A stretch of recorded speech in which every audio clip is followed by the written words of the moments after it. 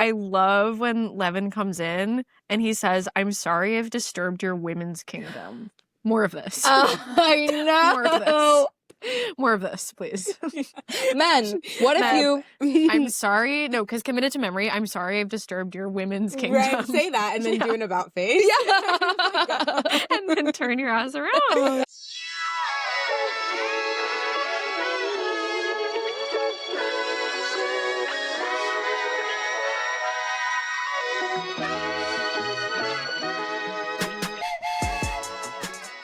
Hey everyone, we've just been having a normal gab over here. Chill Nothing convo. to worry about. Nothing. The eldest daughter. And here she goes. She couldn't even. I couldn't make it 10 seconds without my vocal stim. I'm addicted. I'm addicted. The eldest daughter Say it. of a nobleman. Come on. Nobleman. It's so funny. I love that you're finding innovative new ways to stim. Yeah. We have to keep, constantly challenging ourselves. Okay? Yeah. Never get too comfortable with your preferred stim. No. Don't rest on your laurels, okay? Find something Ooh. new. And that's having more meanings now. Okay. Yeah. Take it there. Okay. Take it there. Wow, guys. Everybody, welcome to an episode of Limousine. Episode 6 of the Anna Karenina book club. I feel like we just did that opening like it was a Patreon. Who knows whether we'll edit it to be more appropriate for the main, but whatever. Perhaps and perhaps not. Perhaps we'll say maybe we just welcome. keep it rough. Welcome on in and roll with us. This is a great episode. Welcome with on Eliza in. Welcome on in. Hey, come on in. Hop in. We have such a fun episode. Such a fun chat with Eliza McLamb on part 6 of Anna Karenina. Yeah. I mean, there's nothing like learning from one of the goats of podcasting. It's like so true. Do you know? It's like a professional is in the room. Yeah. If you think podcasting is not a skill, just wait until you hear this episode. Eliza McLamb is such a professional and also just a great gal. So funny. She's a so smart. Great gal. Oh my God. And really love doing the episode with her. And part 6 of all parts, she brought so much life to that part. She brought the fire to that part. Mm-hmm. Oh my God. She really did some prescient analysis, some thoughtful reflections on the emotional aspects of these characters, their relationships. I mean, yeah, come on. Just made it so fun in a section that could be a slog otherwise. Totally. Whew. Okay, so I'm going to start with our first segment. Leah, can you tell me what happened in your week as a writer? OMG. Wow, Heather, I would frankly love to. Okay. And maybe I'll talk about some stuff that's happened in the past few weeks. Because it's been a minute since we had a main feed episode. I know. So, yeah, I would love to talk about my freelance life, which I've been trying to freelance a bit more. Hopefully, if people, I don't know, go online, you can see some of those pieces. And one of them was a conversation for Vogue that I had so much fun doing and just really, really loved with 2 of the actresses from Prince Efsler off Broadway. Amazing play. I won't be saying the title. Don't try to catch me slipping. Guys, don't even I know what you people do. No, I know what you people do. I know how you catch people. Guys, you're not going to find what you're looking for here. Certainly not. I will never be saying that. And I don't be saying that in general because I am an ally and I love my beautiful queer friends. And the more you speak, the more it sounds like you're always saying it. I know. I started this out being I'm just going to not say it. And I actually have made it sound like I'm constantly saying You're making it sound like you love to say it. I swear, seriously, I just don't say it. Can confirm. But look it up and you can find this article, which was meant to be initially, they asked me to do a little write-up on the show. And slowly, kind of like with the PR team and like with the editor at Vogue, we landed on an angle of like specifically focusing on the women, but still doing a write up. And then we had the conversation, and it was so good and so interesting with Nomi Stewart and Rachel Curl, who are just two really amazing actors. And I wrote to my editor after and was like, I would love to just like do an edited transcript of the conversation instead of, I don't know, like pulling out 3 quotes from them, because they had so much good stuff to say. And I'm so happy that she said yes, because I think it just like turned out way stronger than I could have contextualized it by leaving in as much of their own words as possible. So yeah, I had so much fun with that. And I feel like that's a lesson for me, at least in freelancing, is like I think I would have been too scared to like advocate for something like that when I first started writing for places. And now I'm like, oh wait, no, I can speak up and say, weigh in on an editorial decision. Yeah. So growth. Love that. Thanks. And we'll link Heather, that in the show yeah, notes, guys. that will be linked. Look out.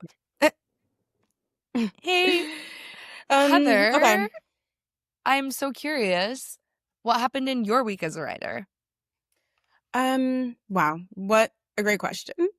God, I have a couple of things. I'm like, I don't know which one to choose. I'm gonna choose that it's October and people are posting about bad witches again. And it's been really cute. And I've been reposting some really cute stuff. And some people are like, yeah, I saw somebody do a TikTok that was like, saw this book at Barnes and Noble. Should I get it? Yes or no? And I was like, not it being on a display table. Ooh. It's so seasonally appropriate. It's so appropriate for the season. So yeah, that's exciting that but I've also been getting like a lot of DMs that are like, when's book 2? And I'm like, ooh. Oh. Chills. Oh no. I know. No. Do you take those to heart? Like, do they make you super stressed, or are you like, you get it when you get it with the fans? Kind of, I do get a little bit stressed because I think I'm working on things in a sort of random order that just works for me personally. And so I obviously have like questions for myself about whether I should be working on things differently. Like, should I be like going pedal to the metal, Bad Witches, until the whole series is done and then do something else? But I kind of just don't feel like that's like, I haven't felt like that's not the plan, and it hasn't been the plan for me. So like, I do plan to work on book 2 next year, but I do for a second kind of think, oh yeah, maybe I should have done this in a different order, but it's only because I already have like that internal like uncertainty and not because of the DMs. The DMs mostly make me feel like, oh, that's like really nice that people are into it in that way. I feel like that is something that you have stressed to me that I think is very wise, is like, sometimes you need to have multiple docs open to like, do you know what I mean? Like, you don't have to feel like all your eggs are in one basket, or you don't have to feel like, oh, I'm like cheating, or you might have to feel like you're cheating on something to like get momentum on the other thing. And that's okay and beautiful even.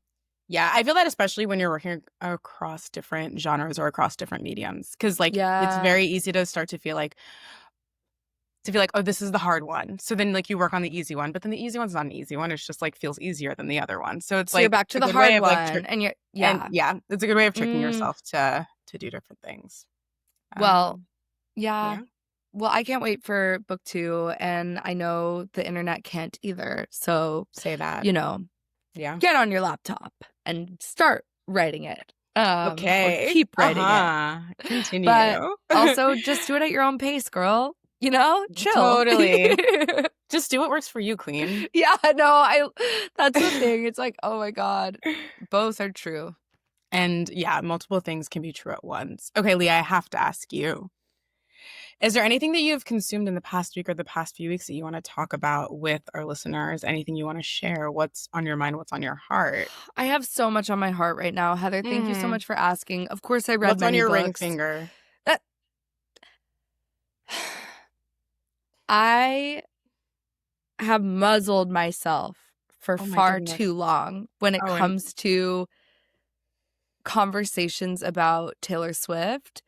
And I feel like we've dabbled in the past, but I just don't even think that I can begin to explain how enraged this album makes me. And I also have been so frustrated by like the kind of like thin veneer of defense that the Swifties have been putting out in response to the that's a many good point, fair and actually. valid critiques that have been, you know, many have said better than I can or will, about this horrible piece of writing, this truly horrific example of like, it is unbelievable. Some of these lyrics that maybe we can get into, but what makes me even more frustrated is like, the response that's like, you know, you can feel however you want about art, like art is subjective, but like baseless accusations about, you know, pronatalism or her politics are ridiculous, and like completely out of bounds. Like you just sound like a hater. So you're not engaging with the content of the critique at all. You have nothing to say about the substance because it's true. Like you wouldn't even begin. You couldn't even possibly begin to defend it, because that capacity eludes you. I'm so sorry to say. Do you know what I mean? Like, oh, I'm sorry. I know I sound like such a brat and a hater, but you are a brat. You're Team Charlie in that way. Ultimately, yeah, of course. And yeah. No, I mean, points were made. I feel like I'm like trying to think about like how do we like what. Okay, so yes, what you've been saying about the defenses from the Swifties is really interesting to me because, first of all, I'm across many different social medias, okay? I live in many different spaces. On Instagram, Yes. I code switch. Yeah. It's a skill I've had to learn to Between survive. two worlds. I've had to. So on Instagram, I feel like, you know, all over the internet, people are like making fun of this album. They don't like this album, whatever. And that's also true on Instagram. But on Instagram, obviously, I follow a lot of different publications. When the New Yorker and the New York Times have posted, and I want to like try to understand like why this is, their comment section is flooded with the most insane responses from people who are dead serious, like hand to God, being 100% serious, being like, you wouldn't say this if she were a man. And like that kind of stuff scrambles my brain because it's 2025. She kind of put up that defense back in 2024. It's still working for her overtime, despite there having been so many incredibly valid criticisms of her feminism and her politics in general. And I'm just kind of like, which audience are they getting that's making me see these like comments that I don't see anywhere else, where people are like, it's actually like, I think the New Yorker said something like, oh, Taylor Swift is moving into a new era of her life, or like a new whatever stage in her life. She's 35 and she's getting married. It would be interesting for her to like talk about new things. And people are like, that is disgusting. You would never say that about a man. You would never say a man is 35 and getting married. That's sick and disgusting. I think New York Times was like, is Taylor Swift too happy to make good music? And people were like, it is so deeply, profoundly misogynistic to imply that a woman cannot make good music if she's happy. And I'm like, oh, you want to see her suffering? Is that what you're saying? You want they're her not to be even going that miserable? far. The extent is, you wouldn't say this about a man. That's like what they always say. And I'm just like, well, they might. No, they might. Also, it's not a man making these decisions. It's not a man now who's a billionaire. It's not a man making a sexless album that's purportedly about sex. Like, the idea that the extent of feminism is like, would you say this about a man, is ludicrous. If someone said to me, Heather, your hair looks really good in that long ponytail you recently got, someone would be like, would you ever say that to a man? Well, does he have the ponytail? No. and maybe we can talk about why I'm in a position where I feel that I need to like groom my hair and have a long ponytail. That's something we can discuss. But like, whether someone would say that to a man is not the extent of feminism. And actually something that I think is really interesting about Taylor's music, because I did listen to the album, is that a lot of the times when she's trying to express power, she's talking about how she can do X, Y, or Z thing like a man, how she can be like a man. I can do this like the guys. And like, she seems to have like very little respect for like feminine expressions of power. No, of And course not. I mean, it is like openly laughable actually to her that women would be powerful, like that women would be interesting or able to express their power. Case in point, the weird Charlie diss track that's about like, haha, you don't like me, you're gay. Like, or like you're like, do you know what I mean? I'm like I don't think that's what she said. She's like, oh my God, you think about me so much that you must be gay. Like, that's literally what's like. Is that how you interpreted it? Yes, that's the song. That's how it. I'm like, it's weirdly homophobic to me. I'm Really? like, I'm gonna get these things that are like, why would you make these baseless accusations? Because that's what's in the lyrics. That's what I'm making the accusations are because she wrote this song and put it out there and responded to a song that's about like self-hatred and like, you know, like not liking a person because they remind you of your own insecurities and like things that are out of bounds for you as an artist, and said like you're like a tiny chihuahua barking at me from a bus. Yeah, I personally, I didn't read it as homophobic. Like, that wasn't the thing that stuck out to me. The thing that stuck out to me was how so ungenerous it is. Like, it is so not generous of a reading of what Charlie said in Sympathy is a Knife. And also, it feels like it's about Maddie Healy. And it feels also like it's just not convincing for her to make a whole song about how she doesn't care. And then in the construction of the song, obviously be trying to write a song that she thinks Charlie would think is cool and failing to do that. Like, it had like so much is contained in it where she's like, haha, I don't care. I'm like the biggest pop star ever. I'm cool. Yeah, but she's like, I'm chill. Yeah, but she's like pushed her own boundaries in this way where she's like saying coke and saying this makes me wet, like because she thinks it would be like impressive to someone like Charlie. And it's like not quite. I think that's what about it is like not quite landing. Like, it would be so much. Honestly, she should have done a Sympathy is a Knife thing about how it's like, I'm so successful. I'm like, obviously I've made my success out of being an every woman, but actually I wish I were cool. And like, I wish I could get it over the fact that I wish I were cool. Like, that would have been a much more interesting response. If she had and a more done honest like one. a Lorde thing where she did get on the remix, do you know what I mean? Which I'm sure she was invited through her team to do. Like, that would genuinely be like an interesting and respectable choice. But she is so incapable of sharing like the spotlight or financial rewards of her empire with any other artist that like she has to be like, no, I'm above it, like I'm cool, I'm chill, and like spin out this diss track that is exactly like you said, unconvincing because she yearns to be cool.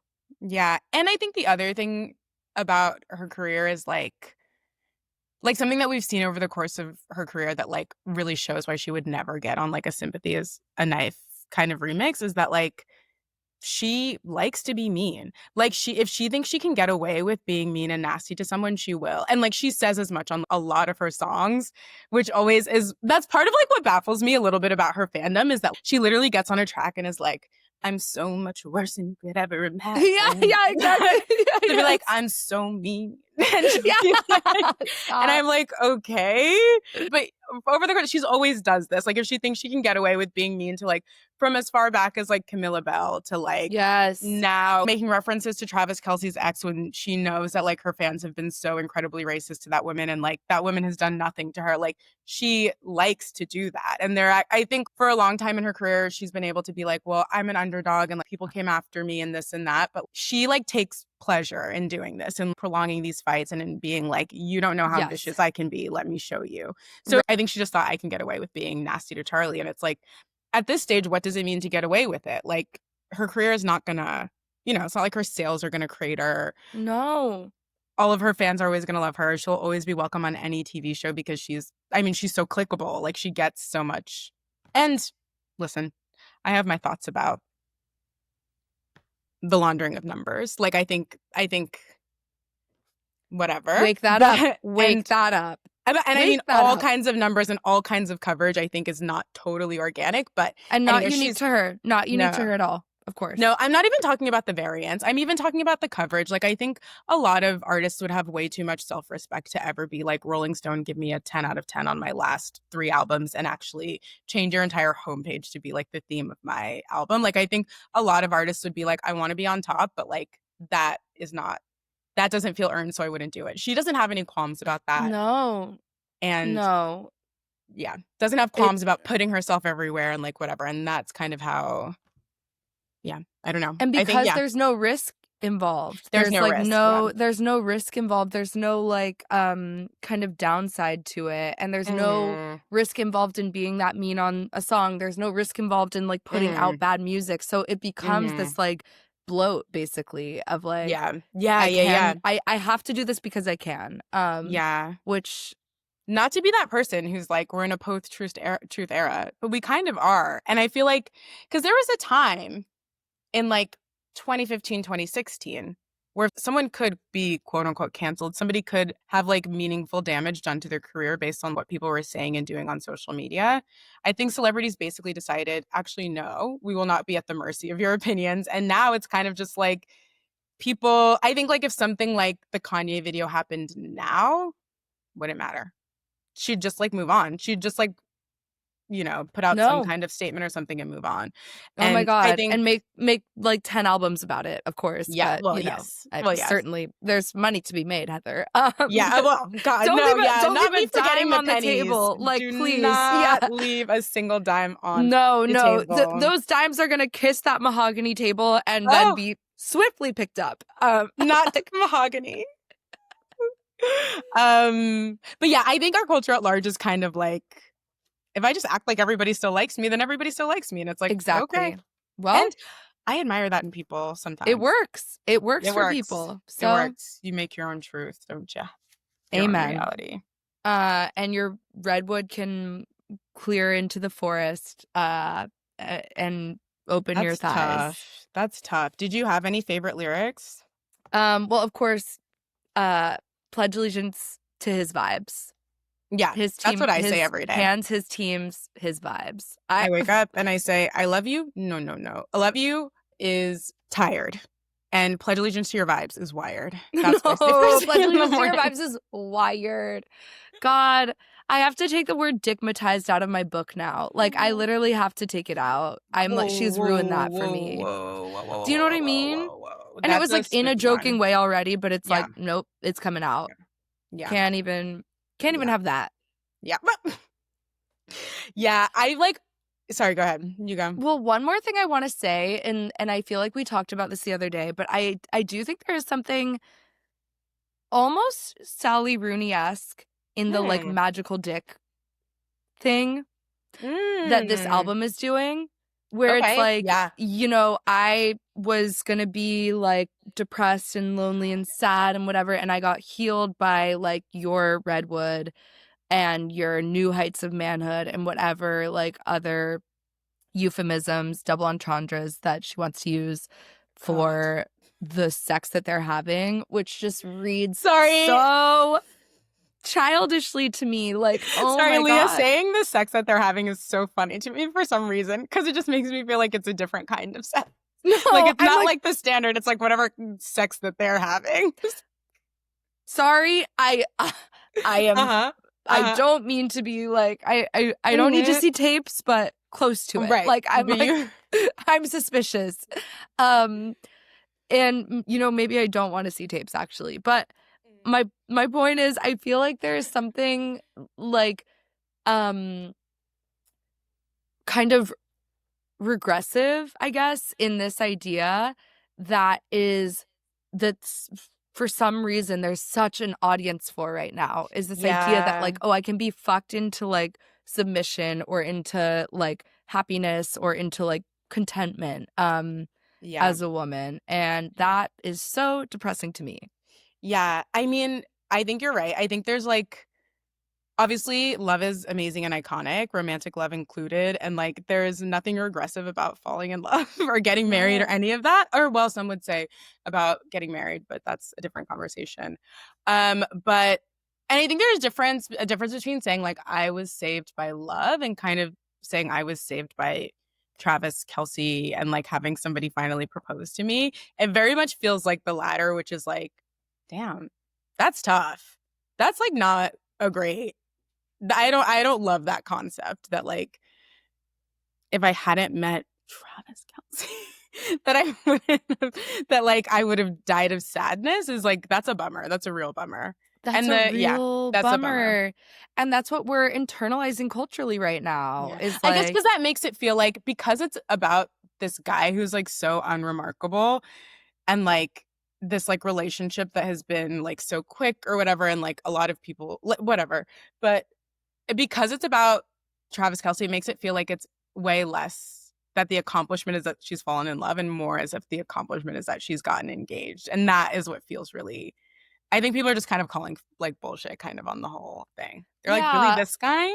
I think the idea that falling in love is an accomplishment at all is like why, like sad and thin to me. And like, I am like, it just feels like it's like content to be milked rather than like this like complex, beautiful human experience. And totally, I don't know. That makes me so sad. It's content. It's content.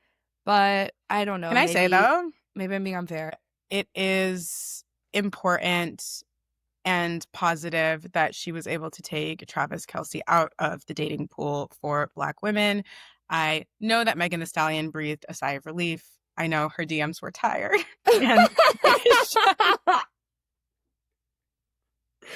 I'm not a bad bitch. This isn't savage. Oh.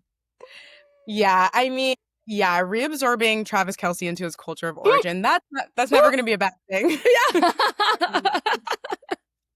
I mean, some women were in danger. No, get him off the streets. You know what? Thank you, Taylor, for your service. Thank you, Viva. At the end of the day, well, I'm sorry if that hurt anyone's feelings. I don't know. That's all I have to say about it. You're giving them stars. No, I'm like, I like my friend scarred. Oh my God. Well, we have a true showgirl on this episode. Oh my God. Yeah. I mean, talk about life of a showgirl, please. First of all, da-da. Oh my God. That's a showgirl if there ever was one. Say that. And Eliza McLamb is beyond in everything she does, but she is an incredible, one of her many talents is guest on the Limousine podcast, and we're so happy to have her back. She has an album coming out on October 24th, and we're just going to link out to everything you need to find her in our show notes. Go stream, go listen. Right. This album is so good. It's going to change the game. The single's already out. You can already stream and go listen to those. But we know that you're going to love the full thing. So without further ado, Eliza. Without further ado, Eliza McLamb. Welcome, everyone. Welcome back to Limo Karenina. Oh, my God. Can you believe this gorgeous set? Wow. It's like we're upgrading every time. Every time we're just going to... just bring it up slightly another level. I mean, it feels like we're on like Jimmy Kimmel or something. Well, free him. Yeah. It feels like we're like almost into that free speech warrior territory, like, where we could be leading the charge in a similar way. Totally. With a set like this. That I'm aspiring to and working toward. Okay. Our gorgeous and stunning guest. Wow, it really does feel like a late night show. It does. So it's like we toss it on over. Yeah, exactly. Tonight we have Eliza McLamb. Hi, everybody. The crowd goes wild. Back on the limousine set for the second time. Thrilled to be back. On video Different for the set. first. Yeah, I mean, come on. Can I say this set reminds me of old Charlie Rose interviews where he has the it looks like he and his guests are always in like this black void and like the table is such you can't even like see their legs. That plus Princess Diaries when her best friend gets the TV show Shut Up and Listen. Oh my and god. she does her little like cable TV show. Oh my god. That's an amazing reference. Did she do it? Is it like a high school? Uh-huh. Like a high school? Yeah. Okay, last week when we were recording, I was like, why is this giving like high school like No, totally. It's giving like the black box theater. Yeah. You know what I mean? 100%. I'm thrilled. I mean, this is my element. Yeah. So. I'm thrilled to be. I also just have to say on the top, I'm in like this fake leather chair, and sometimes when I move, it sounds like flatulence. Sure. And I have to, for posterity and for my own reputation, have to say that it is the chair. Yeah. Say that. It's the chair. Yeah. We wouldn't judge if you were farting on the pod. I want to say sometimes I hear a suspicious noise when I'm listening to a podcast, and I do wonder. Like, what if? But I think I'm glad. I'm glad, you know. I'm glad we can all be humans together. No, exactly. You know? Be messy. Be imperfect. You got my little nose wrinkle. Beautiful That is humans. too funny. Oh my god. Wow. Well, Eliza, we're so honored to have you on the podcast and especially to have you on the book club because I feel like you were early in our journey of discussing Anna Karenina. You guys read it the same literally time. in Yeah. together. So perhaps we can start with the question, when did this book first come to you and why did you read it and what's your relationship to Anna Karenina more broadly? Honestly, Leah, I think you inspired me to read it. I think I knew you were reading it. And I was looking for, I love seasonally reading. Yeah. And for like a winter, like fall winter vibe, I always love a big one that you can just sort of tear into. And it seemed like one of those that's always like been on my list of books to read, as I feel like this book occupies that space for a lot of people. True. And then you were reading it, and then I was like, okay, well, Leah's reading it, so if I start reading it now, then we can talk about it together. And then I started reading it, and I was like, oh, this is the perfect book to read with other people. It makes total sense for a book club because it's all gossip. It's amazing. And I remember actually the story of this book is that I went, God, where was I? I was in, I want to say Milwaukee. I was on tour somewhere, and I searched like far and wide for a bookstore, and for some reason there was just none in the vicinity. Because I really wanted to get a physical copy because I was reading it on Kindle, and it just like didn't feel very right to me. And I put on my Instagram story, I was like, if someone can bring me a copy of Anna Karenina, I will like comp their ticket. Like you can get it for free. And Oh my God. and someone did. That's amazing. incredible. Do you know So- who they are? And shout them out, you know? And if you're out Shout there, out to you, please, girl. please Yeah. come on the YouTube comments or something. No, come on the YouTube comments because that is where this very copy is from. And Leah, we have the same perverted copy. With the, have you talked about the cover? We've talked about the cover. Okay. The cover Yeah. could not be worse. It And I really don't want to sound couldn't. It ungrateful really to couldn't. Oprah. Is this the Oprah edition? I'm grateful to Do you know what I mean? Yeah. I'm like, wait. Yeah. Heather, I think what's this your, was can I see your once- cover? Oh, it's Yeah, so much mine fun. is. Oh, that's gorgeous. It's gorgeous. I worked really It's hard. timeless. It's perfect. Yeah. Yeah. I worked really hard to get Are you reading the same translation? Yes. Wow. But these are this cover, that cover, and then I think like the cloth bound, like more expensive. Yeah, like, yeah. Penguin Classics. You know how they do that. Yeah. one. Which Those are are the actually ones really that are- poor quality. Like they? That, yeah, I have one of Middlemarch and it's like falling apart. Oh, really? And like the little embossing is like, you know, scraping off by the day. So maybe So I we think won't. you actually have the best copy I've seen. Thank you so much. But yeah. it's tough. It's tough out there. It's in hard. terms of- It looks so embarrassing to have in public because It's it's like brutal. It's so and we just horrible. figured out that it's knees. I thought it was a Yes. shoulder for a while. Oh, it's knees. It's Perfect. knees. Yeah, that's true. It's knees. Whose Yeah. knees? I don't I want to shudder know. to think. I don't. And whose flower? You And know, whose flower? all of that Mhm. is worth asking. Yeah. Flower. But it was nice to read along with you, Leah, because it's a big book. And sometimes I'm constantly reading multiple things at once. And it's very easy for me to get even like 3/4 of the way through a book and just not Mhm. finish it. Yeah. So it was really nice to have you reading it with me. And also we had made a plan to watch the movie together Oh my god. after. And that was really something so special and amazing.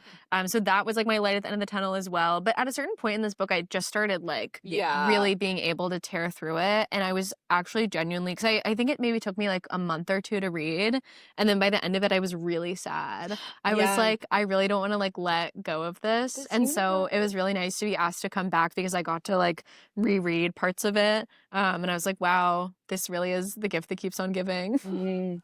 And it's so huge, I forget so much. No, there's every single time I'm like, wait, there's so much in this book. It's not only big, but it's like there's stuff happening. No, It's packed. exactly. It really keeps going. I also want to say, go. I was gonna say, how do you feel about part 6? I remember like when we were distributing sections, we were like, I think you originally said part 6, right? I said part 5. Yeah. I was a diehard part 5. And I'm really glad that Grace was able to do that because I listened to your episode with her and I loved it. Yeah. But we were sort of like shit talking all of us, like part 6, I feel like at the beginning, like in our group chat being like, oh, like nothing happens. And that's totally how I felt about it. I think just because I remembered there was like the election section in it, but that's actually pretty small. And there's a lot that happens in here that I was like, as I was going through it, I was like, actually, this is one of my favorite parts. And I think there's so much amazing stuff in here that I'm really excited to get into. But I mean, part 5, I think maybe my favorite part of the entire book. The scenes very close together when Levin's brother is dying and when Anna goes to see Serioza. I actually like, I can't, when Anna goes to see Serioza, I had to skip the part when you guys were talking about it in the podcast because when I read it the first time, it was really, I did cry. Yeah. It is. It was a lot. But it's so beautiful and I like love that part so much. But honestly, probably for the better that I didn't have to talk about it. We would all be in tears. Yeah, I would just totally. be like, kind of like wiping things away. Yeah. You start describing the election and bawling. Well, Zach could bring things back for people. Yeah. And just like, what are the nobility going to do with their property? It's just like, it brought back a lot for me. Yeah, like it's really heavy. Elections can be hard. Really heavy. And, well, so yeah, there's certainly that. Real, yeah. And let's not forget. and you know what? And not to get political for a moment, but never forget. Never forget. You know? Totally. Wow. Okay, do we have any other questions for you before we jump into the plot? No, I think we should just talk about like where do we start in this section? Okay, well, first of all, I feel like, we start and Dolly is gonna go spend time with Kitty. And I love like some of these sentences are just so utterly modern. Like on her own estate, the house had completely fallen apart. Like I've gotten on the phone to a friend and be like, my house is completely falling apart. It's crazy. I also want to say we get a very brief feature of Varenka, who's one of my favorite characters and and I looked this up because I was like, am I making it up in my mind or is there like some bisexual tea happening here? And but there 100% is between her and Kitty. Oh yeah. So I have to just shout her out in the first section. No, shout out to that gay icon. Yeah. Literally, all the rumors confirmed. She goes to visit as she promised to do when they were at the spa. And which is so sweet. It's so sweet. It's like you went to summer camp and you guys actually stayed friends. Yes, exactly. It's giving very cute. yearning. You know, there's something happening there. It's a lot to travel back in those days. Oh you my have to have God. a lot of accommodations. Yeah, a lot. it's not easy. You have to get a carriage, etc. Yeah. But yeah. Well, okay. So first things first, I want to say who is not coming on this trip. this is my favorite part. I of course underline immediately. Yeah. Steva highly approved of this arrangement. He said, "Get my ugly ass wife out the house because I want to go back to my And cheating. my 1,000 kids, get them out of my.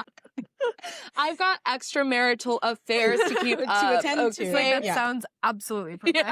Yeah. He's like, love that. Wish I could come, but no. Can't. He's like, I really, you know Can't. You guys have fun. Yeah. You guys have fun. Yeah. But Varenka does have an interesting, very early in this section, an interesting little straight moment that I loved this part. And I think also this is like part of what's so fun about this book is like even the side characters Yeah. who like you don't even need to give a fuck about Varenka or Sergei, but like they're endowed with this like humanity that all of their decisions and all of their like little quests are so significant. And there's this little flirtation between the two of them while they're at the Levins estate, and Kitty and Levin are picking up on it. I love the little detail too, where Sergei's like, "Oh, you guys are going mushrooming? Yeah. That would be awesome. I would love to come to that." And everyone's kind of like, really? It's like he's sitting. You? So Sergei sat with his cup of coffee at the drawing room window, continuing a conversation he and his brother had begun, and glancing towards the door through which the children who were going mushrooming were supposed to come. And He it's was like, are you guys anyone want going to invite mushrooming? me? Because Or... I kind of want to go.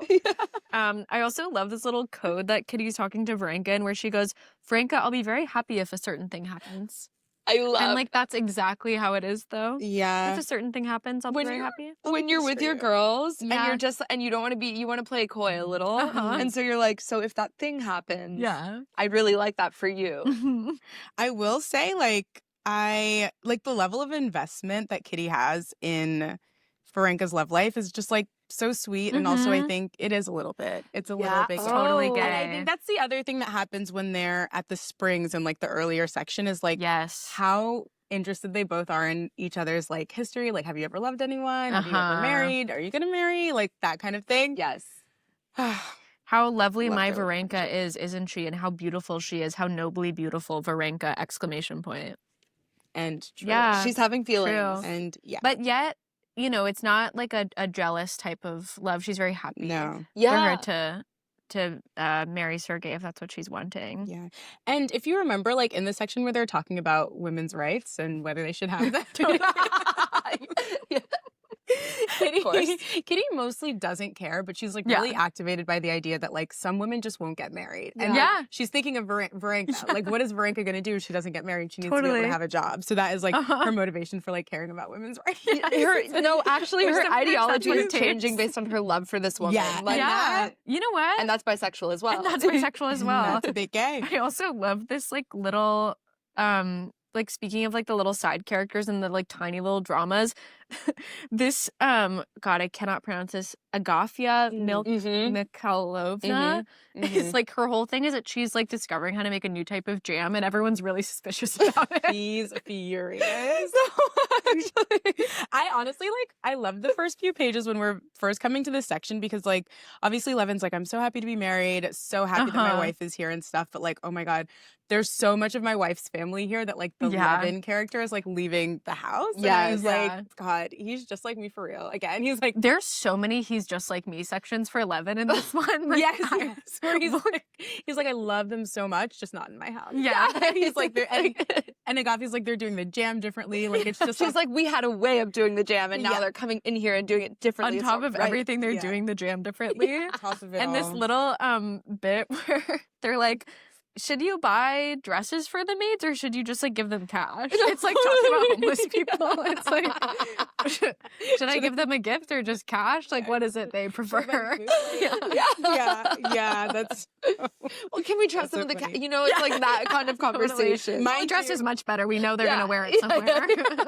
and they're talking about it in front of Agafia. Like, okay, totally. I guess. All right. Sure. It really does, to your point, Heather, about like all the Sherbatskys being there. It reminds me, I can't remember who it is, but one of my friends has this theory that like when you're in a long-term couple, like one family wins out. Like one family is the dom family. Yeah, there's a top family. And it's for like sure. you have to like decide who's going to be the top family. The home a little bit. team.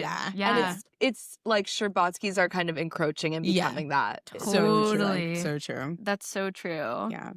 It was really sweet too, I think, when Kitty and Dolly are talking about Varenka and her potential engagement, and then at the bottom of like this page, Kitty felt a special charm in being able to talk with her mother as an equal about these most important things in a woman's life. Like I think that's a really important, like wonderful moment for like an adult child to be like, oh, and I'm like, she's wondering what I think about this, and like knows I have some life experience and now can like answer about this. I thought that was really sweet.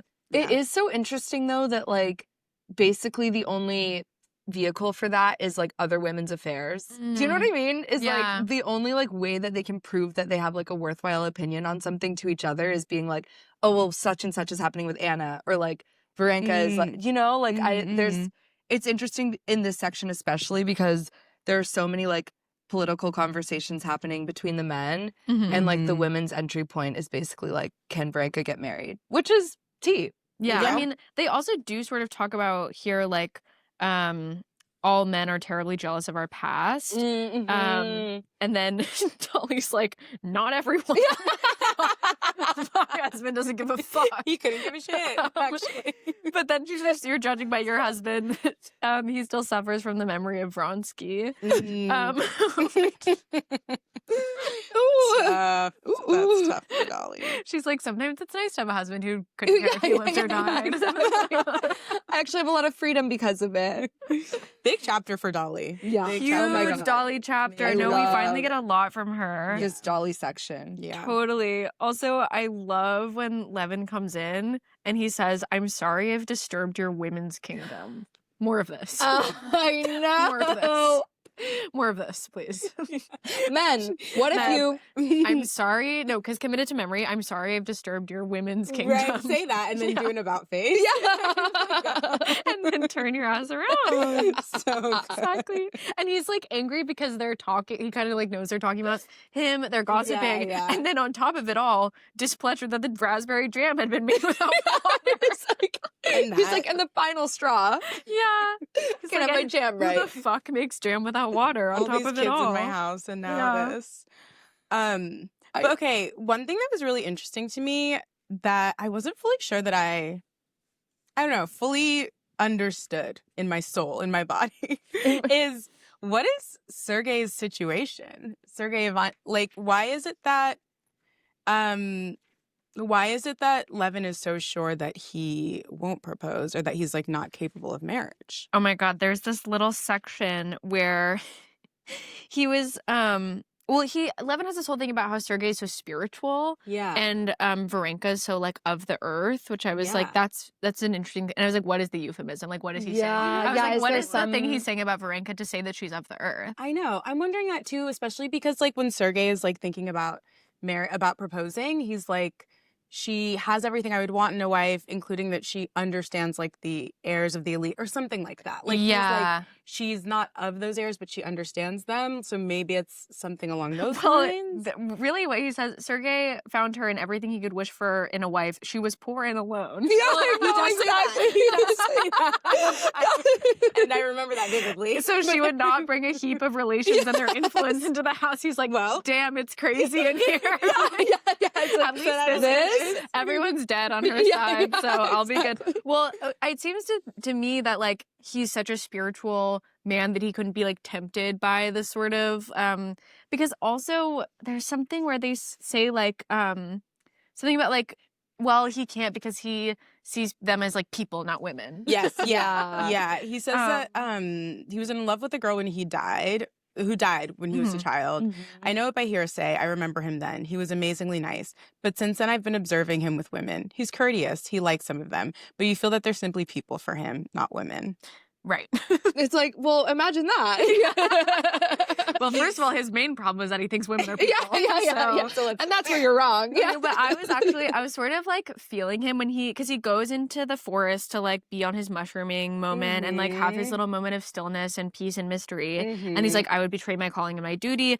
Personally, this consideration could have no importance at all, but would only spoil his poetic role in the eyes of others. And then I was like, oh, I know what's happening here. You're like the esoteric baddie who like can't be bothered and you're like in your chamber and you pretend like you don't care and you don't want to be like involved in these sort of like earthly like lustrous affairs. You would spoil your like poetic role when really you want a wife just like the rest of us. I guess to be fair, Levin did earlier in the book call him performative for his role in like the government and stuff. He was like, you don't really care. Yeah, Like, right. It's part of like just your presentation, I guess. Yeah, and he Right. likes that Varenka is religious, Mhm. quote, and not unaccountably religious and good like a child, like Kitty, for instance. Yeah. They're obsessed So with many like calling her a drive-bys. baby. Yeah. They're like I was like, and stupid what a kitty. stupid baby. What a stupid baby. She's religious, but not in a dumb way. No, exactly. Not like the dummies. But I think this little exchange between him and Varenka, ultimately, when he comes back, he's like rehearsing in his head. He's like, I'm going to ask her to marry me. I'm going to ask her to marry me.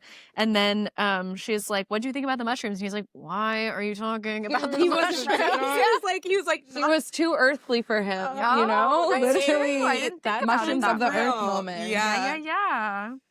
I found this. I for some reason I don't know what type of mood I was in, but reading him rehearsing it made me cry. I was Aw. like so touched by like this 54-year-old man like Is he rehearsing. 54? Yeah, Wow. that's the other thing. Like, or 50 something, 50. See, he talks about, and actually, this is another thing that I think this section is like so much about. In the middle of page 563, he's kind of talking about like, am I too old to do this? Like, you know, yes, she'd be an amazing wife, but like, am I too old for this?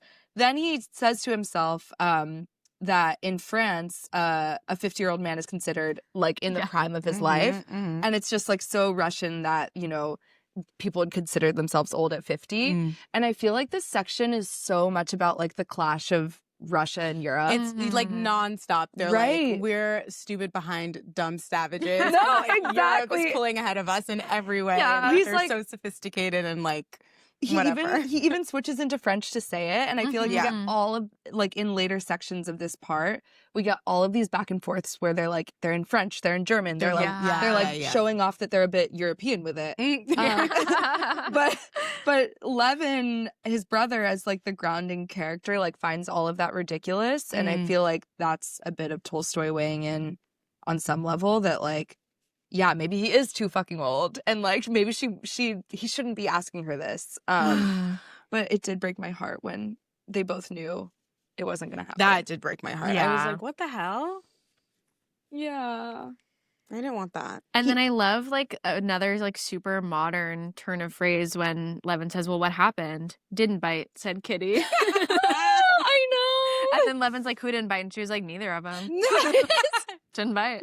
I also love them flirting through that. Yeah. Which is such a thing. Yeah. He's like, what do you mean? She's like this. And then she goes and like bites his hand. I was like, know. wow. I was like, oh my God. And Wow, then wow, and then he's like, wow. stop, their music's coming. Yeah, their music's around. Stop the poor just around the corner. The poor are gonna see us fucking around here. The whores are coming.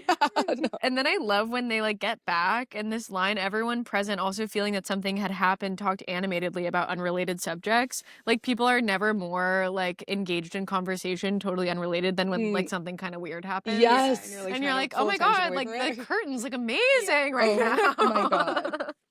They're having a little back and forth about whether they're going to go to the city, whether they're going to go to Moscow for Kitty to give birth.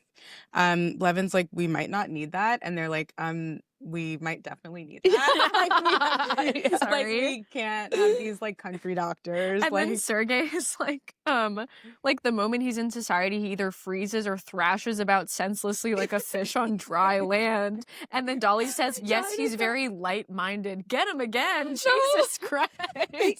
For like basically this man cannot function normally amongst others, and that's a big problem for Levin's like, maybe we don't go into society. And they're like, well, it's not your fault, you can't handle it. It's like, oh, classic him. He's such a doofus. He can't.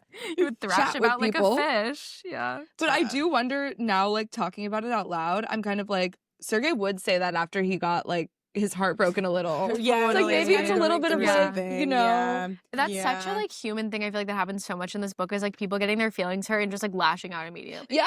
In like all these random little ways. And it's never even, it doesn't have to be explained as that. Like, it's not like he's like, oh, you know, and then because he was in such a sad mood over the last thing, like you just have to know like, oh, that's right. He did just like have this awkward social interaction. Totally. And I love how Tolstoy knows that like men do that as much or more than women Oh, do. Sure. Yeah. Say God, yeah, that. his clarity sometimes. Mhm. And then he just like really I also love this sentence when they're introducing Vasenka Veslovsky, Yeah. Sherbatsky's cousin, twice removed. Oh, When they yeah. say, I feel like I know what you're No, gonna say. baddie alert. Levin talking about Vasenka Volovsky and saying Vasenka Volovsky, a completely alien and superfluous man, had appeared. Because later Unreal. you find out that he just keeps showing up. He just shows up everywhere. forever. That's kind of his thing. Yeah. But yeah, they're like expecting maybe the prince, so Kitty's dad, and the prince does not arrive. Instead, it's Oblonsky with his fat, hot friend. No, his sexy friend His Veslovsky. sexy fat Like, friend Veslovsky. And I love this description that So this is about Wisławski, not put out in the least at the disappointment he caused by replacing the old prince with himself. Wisławski gaily greeted Levin, and Levin is like fuming. Yeah. A, because this guy is hot. B, because he didn't invite him. And C, because he's just like in such like a good and jolly mood, and like he's just like annoyed by He's like, it. oh, another person. He's like another person in my house, and he's like furious. He's like, the princess is welcoming him as if this is her house, and he's just like, it's too much. He's And like, he's overstimulated. Yes, he's getting overstimulated. Yeah. This line, Levin, who a minute ago had been in the merriest spirits, now looked darkly at everyone and did not like anything. I literally wrote in my notes in the margins, I wrote bipolar question. Looks darkly at everyone and did not like Please. anything, and then all of a sudden starts like absolutely like shooting, Mhm, and then looking at Oblonsky being like, "Who did he kiss yesterday?" I love this line. Being That like, was I'm remembering that you've been crazy. cheating on your wife for years. Yeah, all of a yeah. sudden, you know And what? by the way, and you too. And by the way, you're nasty. And incredibly, after that, he says, and then he looked at Dolly and didn't like her either. and most disgusting of all was Kitty. Yeah. And then it just like a paragraph later, Kitty saw that something was wrong with her husband. Yeah. She was like, okay, he's She's like, spiraling. oh, he's doing it again. He's really He's in spiraling. one of those moods. And yeah. this whole chapter is like Levin spiraling, which is like, and he gets like more and more ridiculous. And Yes, I felt yes. really connected to that actually. Me too. Wow. I like, he did, Tolstoy, wow. He did such a good job of it, of like showing this person spiraling, pulling himself out of the spiral, then being like, actually, I was justified by this. Yeah. And being like, actually, this spiral is like not becoming. And then like spiraling back out of it. And it's just like, it's incredible to like be on that exactly. ride. And to watch him have that fight with Kitty multiple times too, where she's like, let's talk this out. Like, what can I do to like make this better? And he's like, oh, you're I'm being crazy. Yeah. Immediately nothing changes. And another thing. Yeah. Sorry. The most iconic, and obviously we'll get there, is just like when he kicks Kozlovsky out. Yeah. And he's like, I know this is like literally making me look like the biggest loser on But earth, I'm but I loving cannot. He's it. like, I can't explain it and please don't ask. Same. It's so good. Okay, I think we need to sort of fat leg counter because No, we need a tally in the corner. no, because the amount of times that Wisławski is described as having a fat leg or both fat legs Yeah. is really something so Nonstop. beautiful. But clearly, it's like Tolstoy says it with such like a cuteness almost. Like, Panache. Yes, he's yeah. tucking his fat leg underneath him, like he's getting on his like horse with his little fat legs, or he's like, you know what I mean? Like it's such like a cuteness. It's really, yeah. about it. And yeah, I guess like, do we feel like it means something that he's like being like, this guy's so fat? Like, Well, the only time I was thinking about it, which we talked about briefly before recording, is that no one wants him to get on their horse. I know. And I'm They're like, Everyone's like, oh, why don't you come along in the carriage? carriage. Or... No, don't get on the horse. I mean, the thing is that like Tolstoy is also like always keeps being like he's like really hot, he's really Yes, handsome. Yes, extremely we're meant to understand sexy. this is a sexy guy. They're like, sexy. oh no, Well, and you're so he's- sexy, don't get on my horse.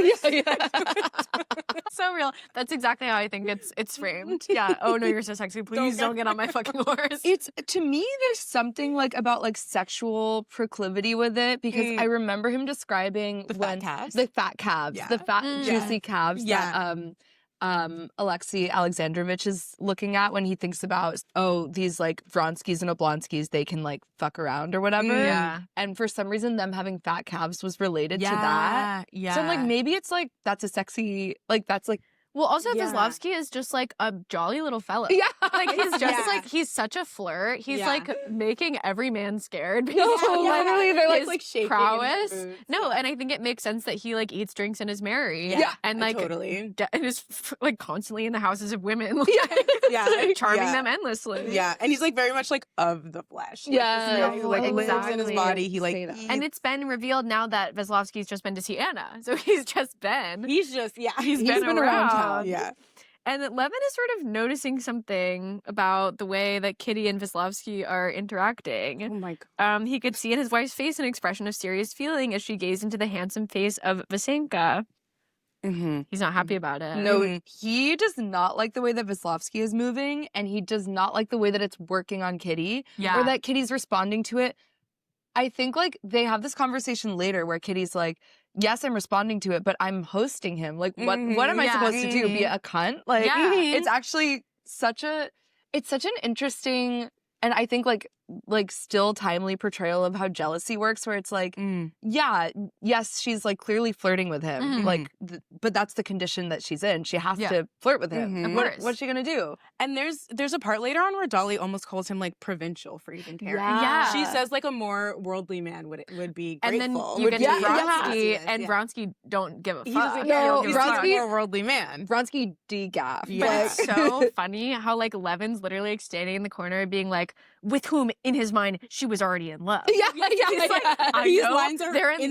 love and she's gonna leave me and they're already talking about it. And then when he like and then Kitty's like, so are you going hunting tomorrow? Yes, and then yeah. he's immediately spiraling. He's like, she's already in love with him. They already want me to kill myself. And like, they want me to leave. And then he, yes, I am. He replied in an unnatural voice that he himself found disgusting.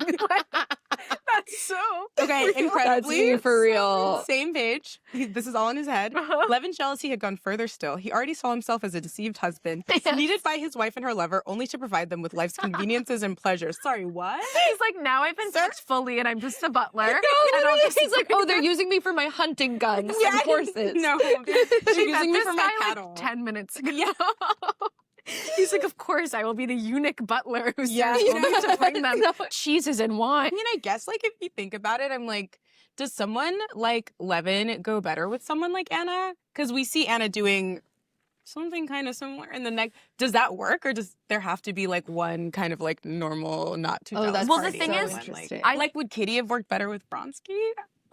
Ooh. That is a good question. I mean, there is something about like anything that you like hate so much, you like are weirdly like morbidly attracted to and like constantly Yes. seeking out to bring about that like feeling of passion. Yes. I think Levin and Anna would be in like crazy situationship vibes. Yes, yeah. She would like actually ruin his life. She Yes. would destroy him. Oh She my would- God. she would No, totally no, he destroy would- him. it She would would be chew over. him up and spit him out. Yeah. And I actually don't think Kitty's crazy enough for Vronsky. Like Vronsky loves Anna's craziness. No, exactly. Like there's no way it Yeah, would no, fly. it would never work. I No. also think that Kitty kind of wants like Levin to be intervening. Do you know what I mean? Yes, Like she's I like agree. kind of proud when he like Yeah, steps in, yeah. when he kicks him out. Yeah. Like she's like, Yeah, she this goes. is all these gestures are like appealing to her. Yeah. She says, Yeah. "Was it something you disliked about Wisławski?" Yeah, she's egging him on She a little knows. bit. Yeah, and yeah. meanwhile, I know. Vronsky would never give her that satisfaction. Like Totally. Yeah. Well, and even Levin, I'm not jealous, but I'm offended, humiliated that someone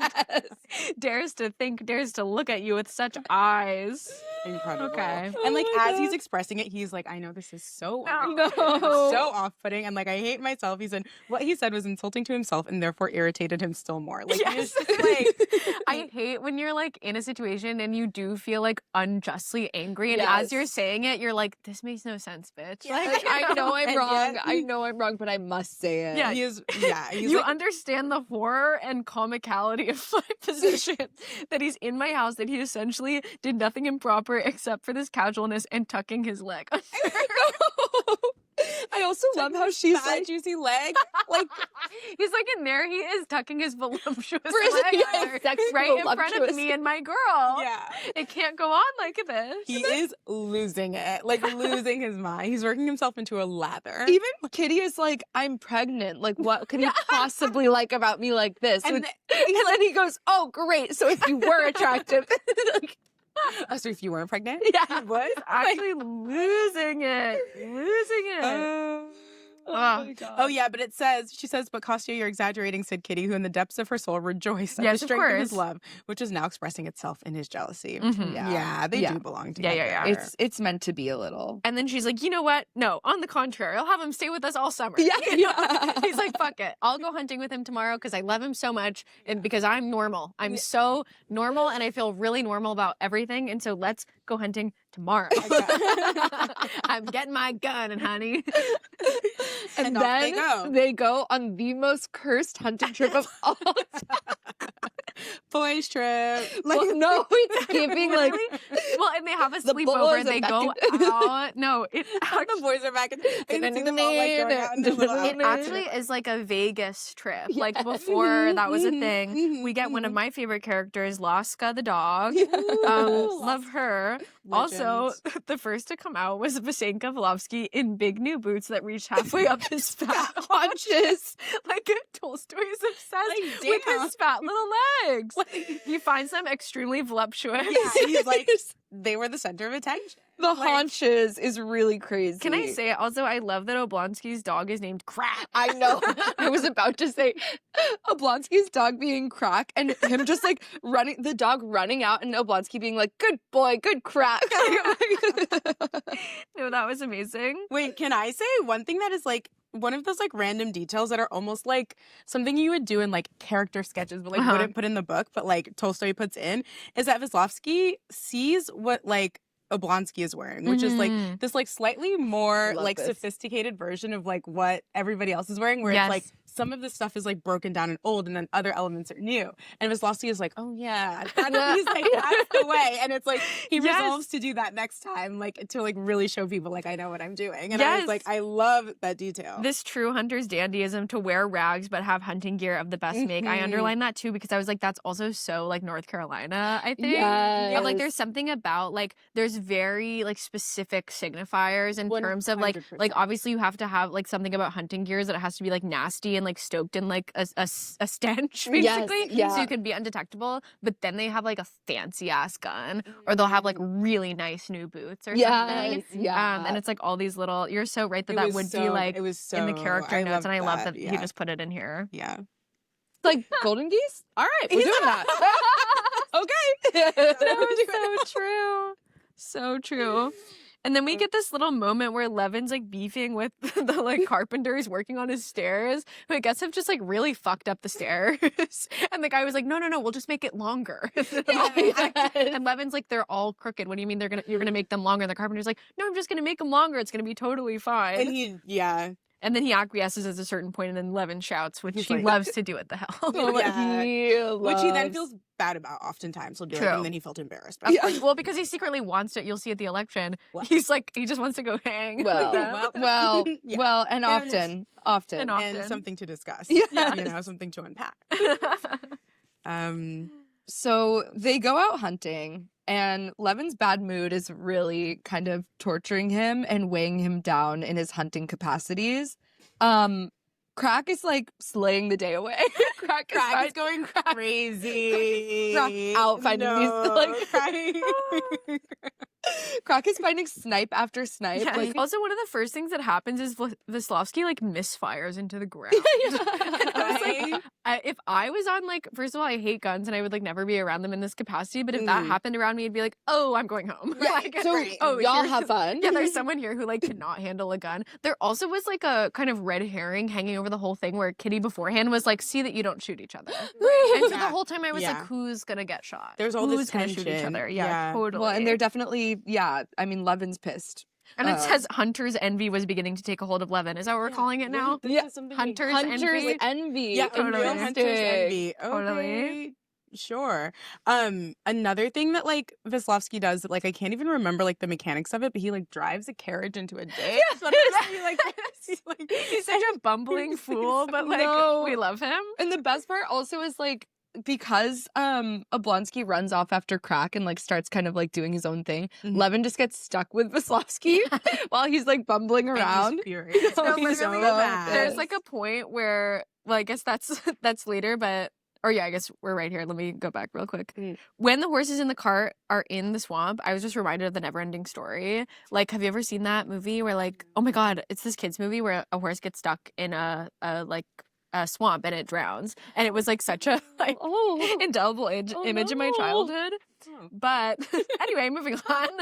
Seems that no one relates to that, so I'll just keep it pushing right along. But it's like they have this like interiority where both Levin and Oblonsky are like, I kind of don't want to get stuck with this guy. Yeah, right. And Oblonsky says like, well, who goes right and who left? It's wider to the right, so the two of you go that way. Yeah, exactly. I'll go to the left. Yeah. It's also the first time, because I think before this I'd been like, Oblonsky must love this guy. Like, they're two of a kind. They're buddies. I'm sure they love each other. And that's the first time I was like, wait, he doesn't want to hang out with him either. No. He wants to stick him with Levin. Yeah. The idea that there was someone like too jolly for Oblonsky. He's like, I actually want to hunt right now. So he's like, you can take that. No, like, you kind of chaperone and babysit him while I go and hit this shit. Meanwhile, Levin is having the absolute worst day of his entire life. He can't shoot to save his life. Also, it always happened with Levin that when the first shots were unsuccessful, he would become angry, vexed, and shoot badly all day. He's so He's just mean. like me for real. No. Like, he really is like, he's such a head case. Like, Yes. he cannot get over anything. He's Yes. never gotten over anything in his life. Like, you know that meme where it's like, I've never gotten over anything in my life. Like, Yes, that's it. of course. Yeah. Well, and I feel it's like when you walk into like a social setting and you like talk to someone, then you realize you're just like not totally on, and you're like, of course. Well, the whole rest of the night is doomed. You're like, and fuck, I'm now about that to be I've off. started off on the wrong foot, I'm just gonna keep digging myself a hole. It's a wrap. And that's like exactly. Yeah. It's like I either have to quit now or just know that I'm gonna be stuck in this for Literally the entire, less than a paragraph after he's like, oh, I've started shooting badly. I'll probably just continue. It says, and finally reached the point of shooting almost without hope of hitting anything. He's like, fuck my life. I'm just gonna keep shooting, and I don't even fucking care. Nothing's gonna fucking happen for me. And to make it worse, he can hear. yes. He can hear Oblonsky going, fetch Croc. It's like bang. Ooh, He comes back and he's like so disappointed. He's like looking at his game bag and he's like, 5. He's like, damn, I got 5 birds that's all so day. Yeah. And then Crack comes running up. Like he sees Crack before Steva. And he's like, wow, so it seems like, you know, or Steva says to him, he's like, wow, like seems like you did a lot of shooting out there. Not many hits though. It seems like you did a lot of shooting. Yeah, exactly. That's brutal. And he goes, and you? And then Levin looks down and he's like, uh-oh. I'm seeing his game bag. Yeah. 14 birds. 14. It's Damn. bad. Damn. Well, Then they get invited to go have a bite and some vodka with the musics. Is that how you guys are pronouncing it on this show? We've been on this show we take a loose interpretation. you say Totally. however you say it. Yeah. Okay, We've been where? saying music, which is like Musics. I think it's another sound, but Mujiks? It's not my business what Yeah. sound that is. Yeah. And so we're in America. And Call us in, you know? And Levin is thrilled, and he's like, I'd go have a drink, actually. I would love some vodka. That'd be Yes. amazing. That would be incredible. Oh my God. Um, Also, I forgot about this, but Veslovsky was already there because the music had invited him earlier. yes. He stopped early. Yeah. He's like, yeah, you keep He's going like, without so me. I'm gonna have vodka Yeah, and like find a sexy music to stare at. Like Literally. And then Levin and Steva go up to the cottage and they're like, oh, hey you. Like he's like made himself completely comfortable. And But- then they're like at this point where like it's dark, Ooh. but none of them want to sleep, which is like very much like I'm like they're having a Sleepover sleepover. vibes. Yeah. Yeah, yeah. No, exactly. yeah. And then Oblonsky's talking about like going to this really rich guy's house, and Levins suddenly decides to be righteous, and he's like, how is it you're not disgusted by those people? You know, talking about this is like where we get into like a bit of The an railways. interesting the railways and like the political discussions. Yeah, because Oblonsky's being like, and so the house was so nice, and like Yeah. the lunch was so good, and like I loved it over there. I loved their house. Lennon bitter as hell, being like, No. don't you feel disgusted? No, Like, Levin it's is like, disgusting, yeah. don't you And feel aren't you ashamed? ashamed? Yeah. Aren't you ashamed? Because Uh, Levin finds this railway stuff dirty. Yeah. He Basically, doesn't like is it. the implication. He's Yeah. like, no, I Because he think doesn't it's think useless. there's any hard work There's no work. involved. Yes. Yeah, He's which like meanwhile he's been having this whole like tension throughout, you know, like other people are working his field. Yeah. It's like, and stand up. Yeah, exactly. Because, he basically is like, I'm disgusted by these people. They don't really work. They're basically just betting, and like it doesn't. He's saying their gains are not commensurate with their work or their intelligence. Which fair, you know, Which, hey. exploitative business. Many such cases. Totally. And then you know. Steva says that I receive a higher salary than my chief clerk, though he knows the business better than I do. Is that dishonest? Yeah. He goes, He's like, is that is bad? that bad? Yeah. So yes. So yes. Yeah. And like, oh my gosh, wow. It like basically is like Levin is like arguing with like one of those like guys on the internet who Yes. defends Jeff Bezos. Yeah. He's like, where's the hard work? And he's Yeah. like, but he's really smart. So Yeah. if he's really smart and if he has the money, that means he deserves the And money. then he's like, well, the trains wouldn't run if that guy didn't run the train. So what does it matter? And then it's like, then they kind of get into this conversation of like, okay, so say it is unfair. Like, Mhm. what does that mean? Then like, what do we do about that? Visenka jumps in being like, why do we eat, drink, hunt, do nothing while he's eternally working? I was like, wake him up. Yeah. No, and he goes, apparently thinking about it clearly for the first time in his life, and therefore quite sincerely. Like Yeah. the idea that Like, it's like, Hey. he's like, He's like, now Why wait a minute. do we just be jolly all the time? They're working their ass off. Certain people that work. And Levin's like, you know what? You say it's unfair that I get 5,000 and a music gets 50 rubles. That's true. It is unjust. But However. And then all of a sudden, Stiva like absolutely gets him. Oh, yes, you feel it. And yet you don't give him your property. And say that. And then Levin's sort of like, well, how could I possibly go? Like, there's no avenue through which I could do that. he's like, how would I No one asked me for that. No one asked, and like no I one's wouldn't even asking. know how to do it. Stiva literally points to like a worker and he's like, give it to him. He's like, yeah, give it to that guy. So you really want to redistribute? Well, give it to start that at guy home. right there. Let's start at home. He won't Go refuse. on. And they're saying, so if you think it's so unjust, Right. why don't you act? And he says, I do act, only negatively, in the sense that I'm not going to try to increase the difference of situation that exists between him and me. Oh. And then Oblonsky's like, well, let's not. He's like, that's not. And this is when I ride for Oblonsky. He Because I'm was like, right. he goes, excuse me now. That's a paradox. Excuse me now is so funny. No, excuse me And now. then Kozlovsky comes up. He goes, yes, it is somewhat sophisticated an explanation. I'm like, yeah. And then Kozlovsky goes, oh, what a night. And then he's like, wait, those bitches over there? He's like, I said I saw a Gretchen. I saw a Gretchen. Yeah, that was amazing. I did love the Gretchen. Yeah. I saw a Gretchen. And they literally like hear women singing. Yeah. Which I think is amazing. And they're like, there's women. He's like, There's There's women. those farm girls. Like sirens. Yeah. Yeah, farm sirens. Totally. And then they're like, let's go for a stroll. But they won't let him go quite yet because is this Oblonsky that's saying there it is, my friend, it has to be one or the other. Either admit that the present social arrangement is just and then defend your own rights, or admit that you enjoy certain unjust advantages, as I do, and enjoy them with pleasure. He's basically like, Levin is obsessed with just like torturing himself anyway. Levin's like, no, I want to do the thing where I do the thing that I think is bad and I beat myself up. Yeah, exactly. Right, like, right. I want to be ashamed of myself. You Right. should try. Yeah, and Right. Steve is like, no. Like, Steve is like, no, I get that you think it's bad, but then just be like, okay, well, then I decide that there's nothing I can do. No, And right. Levin's like, no, I need to keep twisting the knife. yes.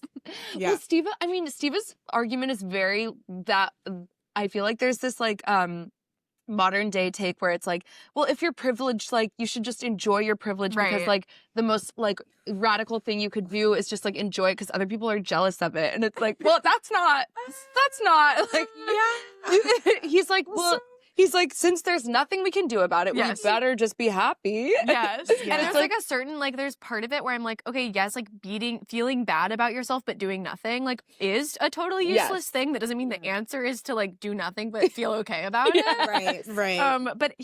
But that's like so the way that Stiva operates, like as he's heading out the door and, you know, they're all like, Levin, want to come? And Levin's like, no, because he's very loyal to Kitty because they're all going to go sleep with these girls. And as he's heading out the door, a man must be independent. He has his manly interest. A man must be masculine, Oblonsky said, opening the door. Which I was He's like, ooh, Levin goes, meaning what? To go courting farm girls? Like, And period. he's like, well, yeah. well, yeah, of course. Well, yes. My wife will be none the worse for it and I'll have fun. And Wow. this is another place where I do feel like the French is being deployed strategically, where it's like Totally. they're saying these kind of like flirtatious, like, you know, salacious things in French where they're like, it's not going to lead to anything. Yeah. Like, it's just for fun. And again, that's so in opposition to Levin, who's like, that is disgusting to me. Of I'm course. loyal to my wife. Like, I would never adopt that attitude of Mhm. nonchalance. I think it's so funny. So they get back, like they stumble home drunk, basically, like later in the night. And then like Levin wakes up early as fuck, being like, all right, guys, like let's get at it. And everyone's like hungover and asleep. I'm obsessed. Levin is like, I'm coming back for it. No. He literally He's woke like, up I'm and he not goes- fucking around. No, he's like, and I took that personally. Literally, and I took that personally, exactly. Oh my god. I love when they come back, they're drunk as hell, and he's like, and they're like talking about a girl, comparing her to a just shelled nut. Crazy. And Levin like hears them come in. He's like finally fallen asleep after having insomnia for hours and like, you know, meditating on what he did or He's a didn't say. genius. Because He he's can't smart. sleep. Yeah, Yeah. on all of his guilt, of course. Exactly. And he goes, tomorrow at daybreak, gentlemen. And then back to sleep as if they give a fuck. Obsessed. So basically, first thing in the morning, Levin is like, I am going to avenge myself. I am going to redeem myself after what happened yesterday. I'm going to go hunting. He goes hunting solo with Laska, and he like literally says in the morning, he says, he's praying to God in his heart that he would be successful, especially with the first bird. What? He's just like so, because he's like, if it doesn't start off well, I'm fucked. like the stakes that he creates for himself. Can I say relatable? He's everything. Yeah, I just like Levin I can't- OCD. No, because sometimes it's like, He wait. could not be more special and important to me. Like you can ruin your day 10 minutes in. Yes, Of Yeah, course. it can't be No, over. you Didn't can even really try. set the. Oh my god! And but then we get like the Laska POV, which is like my Ugh, fave. It's the come dog. on. Laska ran with a gay and preoccupied air over the bog that yielded under her. It's just really beautiful, like imagery of this dog running and her like really understanding, you know, this kind of like relationship between like her and Levin and like what he's asking her to do and stuff. There's almost like dialogue between them, like flush it, cried Levin, nudging Laska from behind. But I can't flush anything, thought Laska. Where will I flush it from? I can sense them from here, but if I move forward, I won't be able to tell where they are. And it's like, it's really sweet to see. And I just loved that, just like such an amazing example of his like third person omniscient to just like truly be able to drop in to any character's mind, including the dog, It's and have it incredible. feel So good, yeah. like seamless and like not a weird jolt out of anything, and be able to like come out like as smoothly as he like came into that consciousness. And it's not like you don't feel like you're reading like a children's book where it's No. like Yeah. I felt like Mark or whatever. Right. rough. That sure hurt. yeah. Jumping high, wow. No, I stepped on something prickly. Like Yeah, it's yeah, not yeah, like yeah. that. Like we're Of getting course. into like we're getting into the dog's like reason. It's a Yes. true It's amazing. respect for like every like creature, which I Yeah. really love about this whole book. It's Yeah. beautiful. Oh my god. But Levin's starting to do well. This Oh, day. he tears it up. Oh, and he's so fucking proud of it too. He gets back. and Wait, he- sorry. Yeah. No, he's No. there's some point there's like a boy who comes by. Yeah. and he Oh, goes, yeah. It's two more. I'm like, You know, he shows off for the boy. Yeah, He's shows like, off for the little boy. And in It's sight so of good. this boy who expressed his approval, Lennon took a double pleasure in straightaway killing three more Three! snipe, Oh my one God, I thought it was after two. the other. Oh, his power. Yeah. Uncle, there were ducks there yesterday. That's so cute. Yeah. He comes back to his buddies and he's so proud. And he's showing they've been awake for hours. Meanwhile, they've been eating all the food. He's Oh so my upset. This is one of my favorite I parts. was like so mad on his behalf. This would be my very last straw. Oh, I would, yeah. Out working all no. day, come back, they ate all the food. Do you know what this made me feel like? We haven't even described the scene yet, but this made me feel like if you would get like food with your like siblings, like or you guys got takeout, and you like go somewhere and you come back and like someone ate your portion. When of the someone ate your leftovers? fries. When you said we have 3 orders of fries and someone happened to be near the bag with the fries and they ate your fries. No, or even like if like oh like last night we got like wings or we got like Chinese Oh, food, and the next and like day. I Someone come eats home your from school and leftovers I'm from the like, fridge. You my ate portion? mine? You ate mine. No, it really was. It was Murder. visceral. Murder. And of course, on top of it all, he's so hangry. He's been Yes. out Yeah, he's been out all literally day killing. all the time. He goes before this. He goes, wait. I know it's 19. While he's counting them out for them. He's like, hold on. And he's got him. It's 19. I also love how often he gets upset and then he feels so guilty about being upset because you might have at least left me something, and nearly wept. Literally 2 lines later on when he had drunk his fill of milk. Like a baby, literally like a baby. He felt ashamed at having shown vexation to a stranger, and he started laughing at his hungry anger. Hungry anger, hanger. First known, you know? His first hanger. usage. First First known usage. usage. For sure. Yes. Wow. Well, he gets back to Kitty at the house. Oh my god. And boy, do things take a turn with Vasenka after, he's seeming like he's in a pretty good spirits post hunting. He's actually kind of even friendly towards him and liking him. Mhm. And then take an immediate turn. And then he sees that Vasenka and Kitty are talking to each other. No, this is not possible. Yes. Glancing again and again at Vasenka, who is leaning towards Kitty. A paragraph later, again, everyone and everything became repulsive to him. He was Again. like, and now I'm back in this fresh hell. He says again, as yesterday, suddenly, without the least transition, he felt himself thrown down from the height of happiness, peace, dignity, into an abyss of despair, anger, and humiliation. Yeah. Yeah. Well, that's fair. Okay. You And then know. Kitty tries to sure. like follow him out. He's like walking out with the mechanic. And she's like, "What's going on?" And then he's so bratty over here. He goes, "What is it?" He said dryly, "We're busy." "Excuse me," she turned to the German mechanic. "I must say a few words to my husband." The German was going to leave, but Levin said, "Don't bother."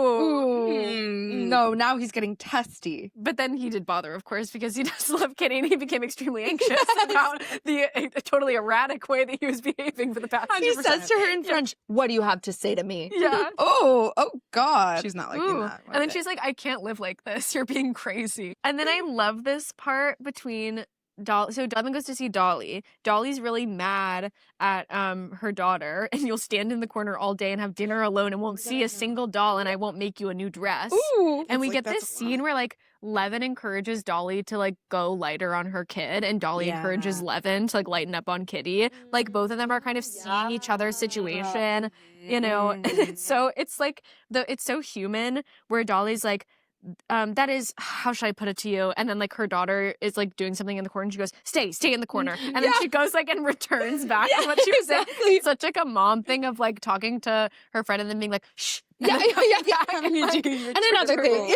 Yeah. and then this is when she says a worldly husband should be flattered by it. Mhm. And then in the middle, like Levin says, like, forgive her, Dolly. She won't do it again. Like they're both sort of like interjecting into each other's affairs, and Levin being like, come on, like she's just a kid, and Dolly being like, you are being ridiculous and you should chill out. Mm. They're so good for each other. Yeah, I know, they they always really have these are. moments where They they really are. they really see each other. Well, and then he gets this feeling taken over him where he's like he's talking to Dolly about it. He just cannot get over this feeling. He's like Yeah, he just he can't move Mhm. past he it. is pissed off, and he's basically like, it's not Kitty's fault now. Yeah. Like I've been convinced by Dolly that I shouldn't be mad at Kitty about this, but I got to get rid of the problem. Yeah. And you know Like, what the I'm gonna do? energy is pervading my space Yeah. in a way that's like not okay with me. He kind of has that moment where he's like, it's my house. No, Yeah. literally. He's like, Yeah. man. You know what? I don't have to have a reason. And of course he's like Welcome to extremely my embarrassed that he house. can't have a reason. I know. But this is such like a big dog way. Yeah. Yeah, no, let's not gloss over that. That was Welcome. nice. Yeah. You know, it's like, Yeah. sorry. play the music too loud. That's what Yes. he said. He's like, yeah. Totally. The way that he goes up to Veslovsky and just says, I wanted, and then he fell silent, but suddenly remembering Kitty and all that had taken place, he said, looking him resolutely in the eye, I've ordered the horses to be harnessed for you. Imagine you've been hanging with this guy all weekend. You guys went on like a boys trip. You went out hunting. You had a sleepover. You're hanging out. You're at like brunch on Sunday, and he's like, "I've called a car." And he's like, what? and yet it happens every day. You know? Like, do you know what I mean? I'm like, I mean, Loki. how many times have you been in a situation where you've just been like, well, now they're gonna kick them? What? Okay. I mean, it's their house. Whatever you Yeah, whatever you No, want. totally. And he basically is like, oh, did something happen? Do you have guests coming? And he's like, honestly, no. He's like, honestly, no. I just want you to leave and don't ask me any more questions about it. Yeah, he said, I cannot explain it to you, and it is better that you not ask. I love that he's like not able to lie because he has this like whatever this Yeah. thing. He's like not able to lie about it, but he's like, I'm also not gonna explain. Yeah, I don't want to go into Like, he's it. like, please don't make me say Yeah, that. No, he yeah. Please don't make me refuses say to be that. like socially normal. Like the socially normal Yeah. thing would be like, oh, someone's coming, something's come up. He's like, honestly, no, I'm not gonna betray my feelings, but Yeah. like I'm pretending I have a reason, but I'm And also then not Steve gonna is tell like, you. bro, what the fuck? No, He's like, what's actually, going on? Everyone's kind of like, what the fuck? Like the whole house is like, oh, no. Everyone's like, that was really rude. What fly has bitten you? Like, Yeah. No, exactly. And then Steve is like, it's both insulting and painful. I'm not at fault in anything, and there's no need for me to suffer. He's like, why is something happening that I don't like? And well, sure. And then Levin's like, I do feel kind of bad. But then he asked himself how he would act in another time and replied that he would do exactly the same yeah, thing. exactly. Love that. And I do it again. And I'd do it again for a check. And I do it again. It is kind of that thing where it's like, I mean, when you realize you have free will. And you're like, no, exactly. it's literally like, oh, wait, I could get rid of the problem. Yeah, Yeah, like, I I just tell don't this guy have- to get yeah. the fuck out of here. Yeah. Yeah. Problem solved. Not gracefully, but I'll do it. In But the this worst won't be the possible last way. of him. No, No. Oh, no, Oh, girl. no, girl. Because Dolly wants to go see Anna. She does. Yeah. And hell yeah. Yeah. Finally. And hell yeah. Hell yeah. And She of course, deserves a I'm sure visitor. Steve is overjoyed to hear this. Yeah, he's like, He's like, oh, what a relief. honestly. and Levin's yeah. like Dolly says something about like she's like, oh, I'll have to go into town, like arrange like whose horses to take. And Levin was like, why would you even think about No, taking literally. horses? He that goes, were why not would my you horses?" disrespect me? like Like, taking my horses. And he doesn't really have the horses like that, but he like pulls it together. You know? no. He doesn't really have the horses He like does that. it. That's so real. So she goes out really early. But now during this 4-hour drive, all the previously repressed thoughts suddenly came crowding into her head, which I feel like is still, I mean, I feel like something we experience to like a much more extreme degree where like if you have a period where you're like off your phone and you're like, whoa, the darkness. Yeah. Whoa. Like, Low-key, the whoa. darkness comes creeping in. No. Like she Yeah. has like a 4-hour, like imagine like all you can do is like look out of the carriage. Like you can't, you know? And she's thinking about Oh like my how God. busy her No, life podcast. is as like a wife and a mother and like about all the things that like she has to be concerned with. And she's like actually having a moment to reflect on that. Yeah, she's thinking about the cracked nipples The cracked nipples. that she had endured with almost every child, which again, that actually happened to Tolstoy's wife. Then the children's illnesses, this eternal fear, then their upbringing, vile inclinations. She remembered little Masha's crime in the raspberries, education, Latin, all of it so incomprehensible and difficult. And on top of it all, the death of those same children. Yeah. And she talks about like meeting someone, I think maybe like a servant girl or something who had lost a child. And the servant says, I had one girl, but God freed me. I buried Yeah, her. I during know one." exactly. I was like, okay, And then, yes. and aren't you very yes. sorry about her? Dolly asks, why be sorry? The old man has lots of grandchildren, nothing but trouble, no work, no nothing, just bondage. And then Dolly was like, I remember hearing that and being like, wow, this heartless cunt. But Yeah. now thinking about it, like, true. No, like, exactly. honestly, just Yeah. bondage some of the time. Yeah, she was like initially like was disgusted by it because I feel like she has this like sense of duty and like just of like very like mainstream Of normalness where course. she's like, of course she's gonna feel like freaked out by that, and then like when she has free time, she's like, okay, but a little Wait. bit true. Yeah. Like she's like the whole thing. She's like looking back on marriage. She's like the pregnancy, the nausea, the dullness Yeah. of mind, indifference to everything, and above all, ugliness. Oh my God, she's like, I know I lose my looks when I'm pregnant.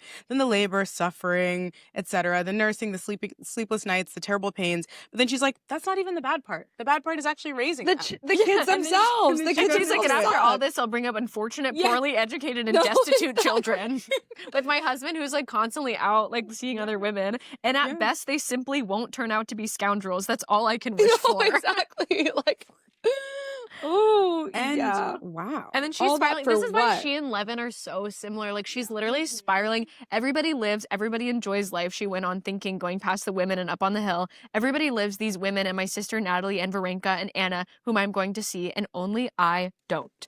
She's like, everyone loves life and everyone is appreciative. It's only me. Yeah, everyone's having fun except for me. Yeah. Exactly. I've been so tied to this sense of duty that I've like wasted my life. I've ruined it by having these children. Yes. And then she starts thinking, why do we judge Anna? Maybe I Yeah. should have done the same thing. Maybe I Yes. should have got mine. And she starts whacking Steva. She No. starts whacking Whack him again. Literally hit him again. I might have loved and been loved in a real way. And is it better now? I don't respect him. He's necessary to me. Yes. And so I put up with him. Is that better? Like she's really being like, and who am I to judge because here am I? Yeah. With my husband who doesn't love me. I don't love him or respect him. I just need him as like force of the social contract. Like what's so wrong with just being like, no, I'm going to go run away with this guy who like I love and who's sexy. And Yeah, she's have like, I fun. could have done it then when I had my Yes. looks. I know. And she's like, she starts thinking about potential other suitors. She's like, well, there's that one guy who really likes me. Like, Yeah. maybe still time. Like, there's, but she's Totally. basically like, okay, so how is following the rules benefited me? Can it be like good for me to be unhappy? Obviously Yes. not. So, well, And then she arrives to the estate, which we like. I really love this section where she's like driving. Like there's this whole thing where people are like, she has to figure out where to go, and it's like such a big like piece of land that he, like, Vronsky owns all of, that they, like, can't figure out quite where to go. And then she sees Vronsky with his jockey, Veslovsky, once again. Because he's always there. Yeah, he literally just went to the next house. No, he down the was road. like- He's like, Yeah. Kicked out of that one? All right. he's like, I have other friends. Yeah, beside Anna on a fiery gray cavalry horse rode Veslovsky in a Scotch cap with its flying ribbons, his fat legs forward, obviously admiring himself. And she is like seeing Anna and she's like, she looks amazing. She's like, Like, she looks so good and she looks so happy. And look at that, she's riding a horse. And like at first Yes. it would seem improper for her to be on horseback, but you know what? It actually all makes sense to me now. She's like, It's how can it now- be wrong if it makes you happy? Yeah. She's like, now, Yes. like, looking at that, that's a picture of light. It's Yeah. youthful. It's coquetry. Mm-hmm. Dolly was struck by that temporary beauty which women have in moments of love and which she now found in Anna's face. Like, it appears to her that, like, she is beautiful because she is in love and because she's happy, and it, like, just shines through. Conversely, we get to this next chapter, which opens with Anna looked at Dolly's thin, worn face with dust caught in its wrinkles. Ooh, and was about to say what she was thinking, namely that Dolly had grown thinner. But remembering that she herself had become prettier and that Dolly's eyes told her so. She was like, what? She was about to be like, damn, you're looking busted. But she was like, oh, I'm looking really good Yeah. today. So, like, let me not rub it in. There's like feeling awkward because you look so good. Literally. And then she says, it's embarrassing to admit it, but I'm unforgivably happy. Like, I feel like meeting up with your homegirl who's like really struggling and you're like doing amazing and they're like, anyway, how are you? And you're like, I'm like good. really good. No, but enough actually." about that. No, but really good enough about right now. me. Enough about me. And then Anna's like, but what do you think about my situation? Like, what do you think? Like, lay it on me. Yeah. You know, because I think honestly, Anna really is. I mean, she's been in like a world of men. Like, Yeah. she just recently went into town and everyone like treated her like a leper. Really hard for her. Like, I'm sure she is actually genuinely looking forward to Dolly being here and to like leveling with She's her about so stuff. happy. She's Yeah. She's like overjoyed Yeah. to see. She's like see her. finally Yeah. someone to talk to. Yeah. Yeah. Yeah. And we get a very Tumblrified quote from Dolly. I have no opinion, she said, but I've always loved you. And when you love someone, you love the whole person as they are and not as you'd like them to be. That really is very Tumblr. It's Tumblr. so But, like, that would do How numbers. true. But how true. It's true. It's true, but then it's like doesn't stay true for Dolly in a Yeah. way. Do you know? By the end of this section. And this is the interesting thing for me about the way that Anna is like, I'm so happy I couldn't be happier. I know. Because we know that like mere chapters ago, she was like, he's gonna leave me. Yeah. I'm alone in the I have world. nothing. I've never been so ashamed in my And life. she will get there by the end of this Well, girl, in a chapter couple of too. pages. Exactly. So it's almost this thing of like having having an old friend to witness her makes her like snap back into being like, oh, I have to like look like I'm so happy right now. I know. Yeah. know? Yeah. And like I always say it with her. She believes it. Yeah. No, she moment. genuinely is. Yeah, well, I think that's part of it is like her like being witnessed is such like Yeah. a part of her like emotional formation. Also, the other thing that Dolly is noticing is that the house is nice as fuck. Yeah. Like, it is like extremely, everything was new, from the new French wallpaper to the carpet that covered the entire floor. The bed had springs and a mattress, a special headboard, and little pillows with raw silk slips. Ooh. Um, Luxury. yeah, exactly. she like truly cannot wrap her head around the level of luxury. Like, we've been in a lot of houses so far in this book. This is like the only time that we've like had a house described like this. And like Yes. when Anna comes in, like when Anna changes like into another outfit, she's like she says something like she wore a dress of like extreme simplicity, but like I knew Yes. exactly how much money had to go into. She knew what such simplicity meant and what money was paid for it, which I think is like, that's like the row. Oh You know my what God. I mean? Yes. Like, Yeah.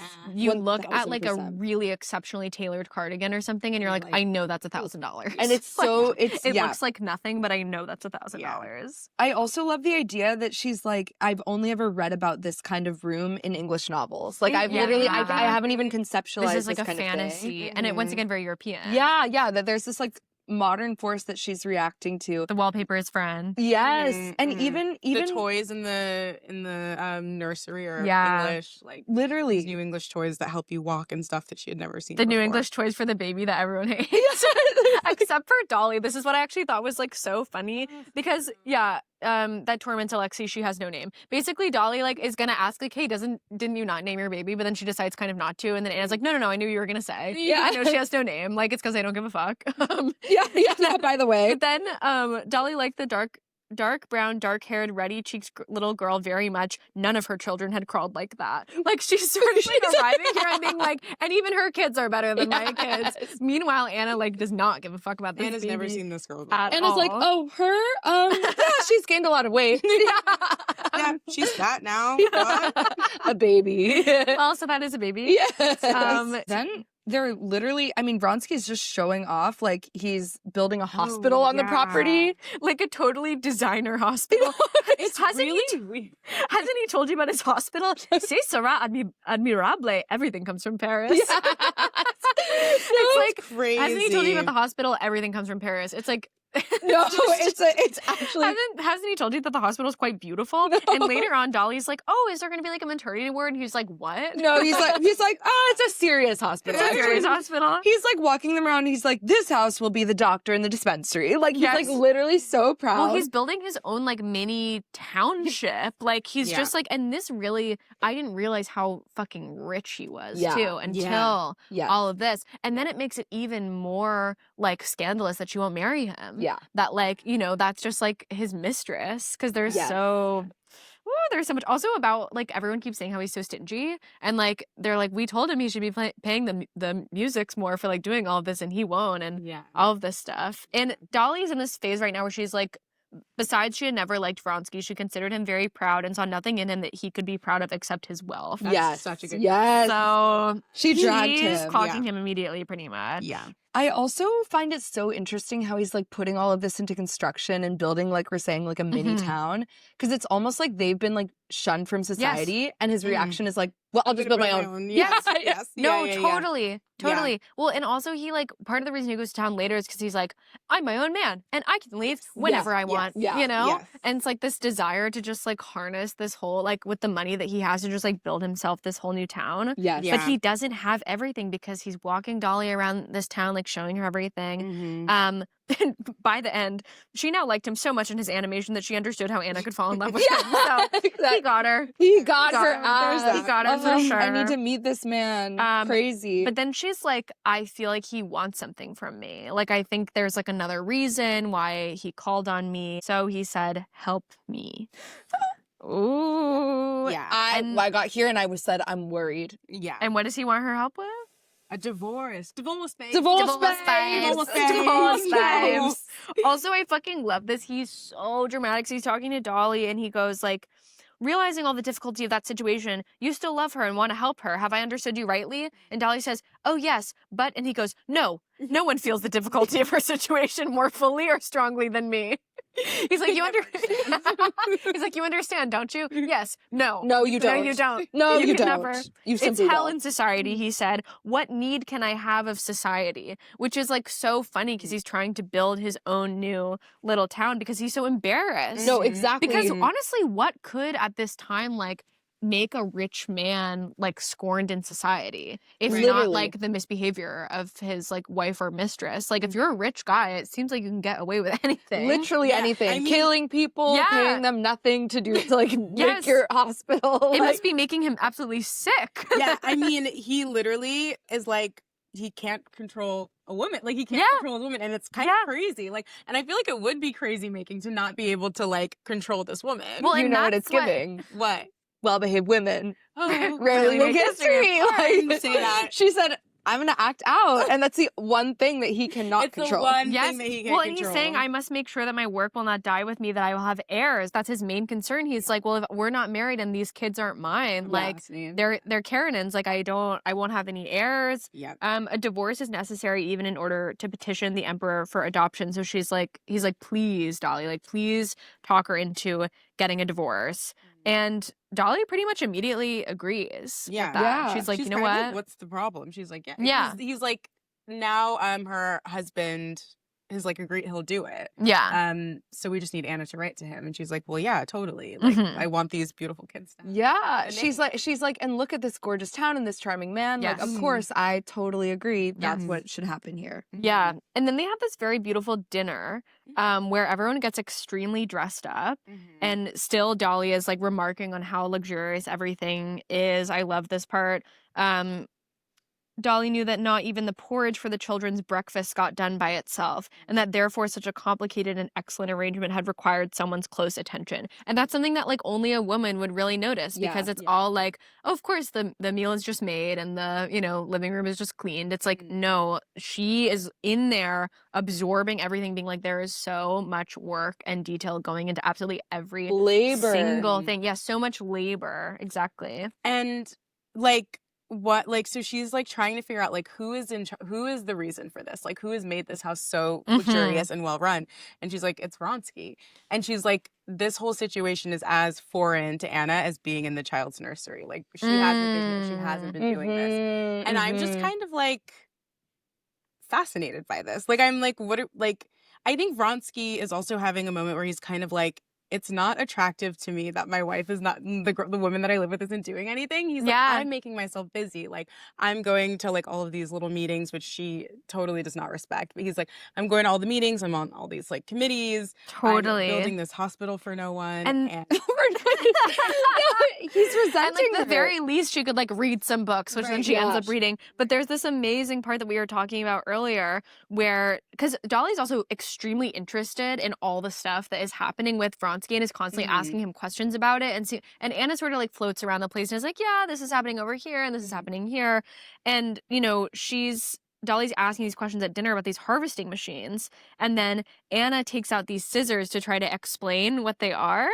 She obviously could see that her explanation would not make anything understood, but knowing that her speech was pleasant and her hands were beautiful, she went on explaining. And so, like, she's going into, like, almost this childlike way that, again, Dolly calls youthful coquetry, which I just love. And I feel like I've been in so many situations where I'm, like, watching someone, like, really try to charm another person by being this sort of, like, oh, ha ha ha, like I'm just like existing this way. And to see it so like incisively, like skewered. And when this part especially, when one of the guests says, but still, it would be difficult to build a machine from your description, wouldn't it? Basically being like, oh, you just did that to be cute. No, why? Anna replied with a smile, which said that she knew there had been something endearing in the way she had explained the construction of the machine. It's literally sexy baby. Yes. It's like, yeah. This new feature of youthful coquetry struck Dolly unpleasantly. Yeah. No, girl. She said, we're grown, actually. Yeah. And then we get this part where it's clear that Vronsky's the alpha because he's watching Veslovsky flirt with Anna. Vronsky, in this case, acted not at all like Levin. He obviously did not attach any significance to Veslovsky's chatter and, on the contrary, encouraged these jokes. Yes. He's like, yeah, my wife's a beautiful woman and you're flirting with her, of course. He said, I don't give a fuck. Of course. And then Dolly gets a little, they start kind of shit-talking Levin. And then, this is another, I didn't even really notice this, like, of what you guys were saying about the comparison between, like, the Russian area and Europe.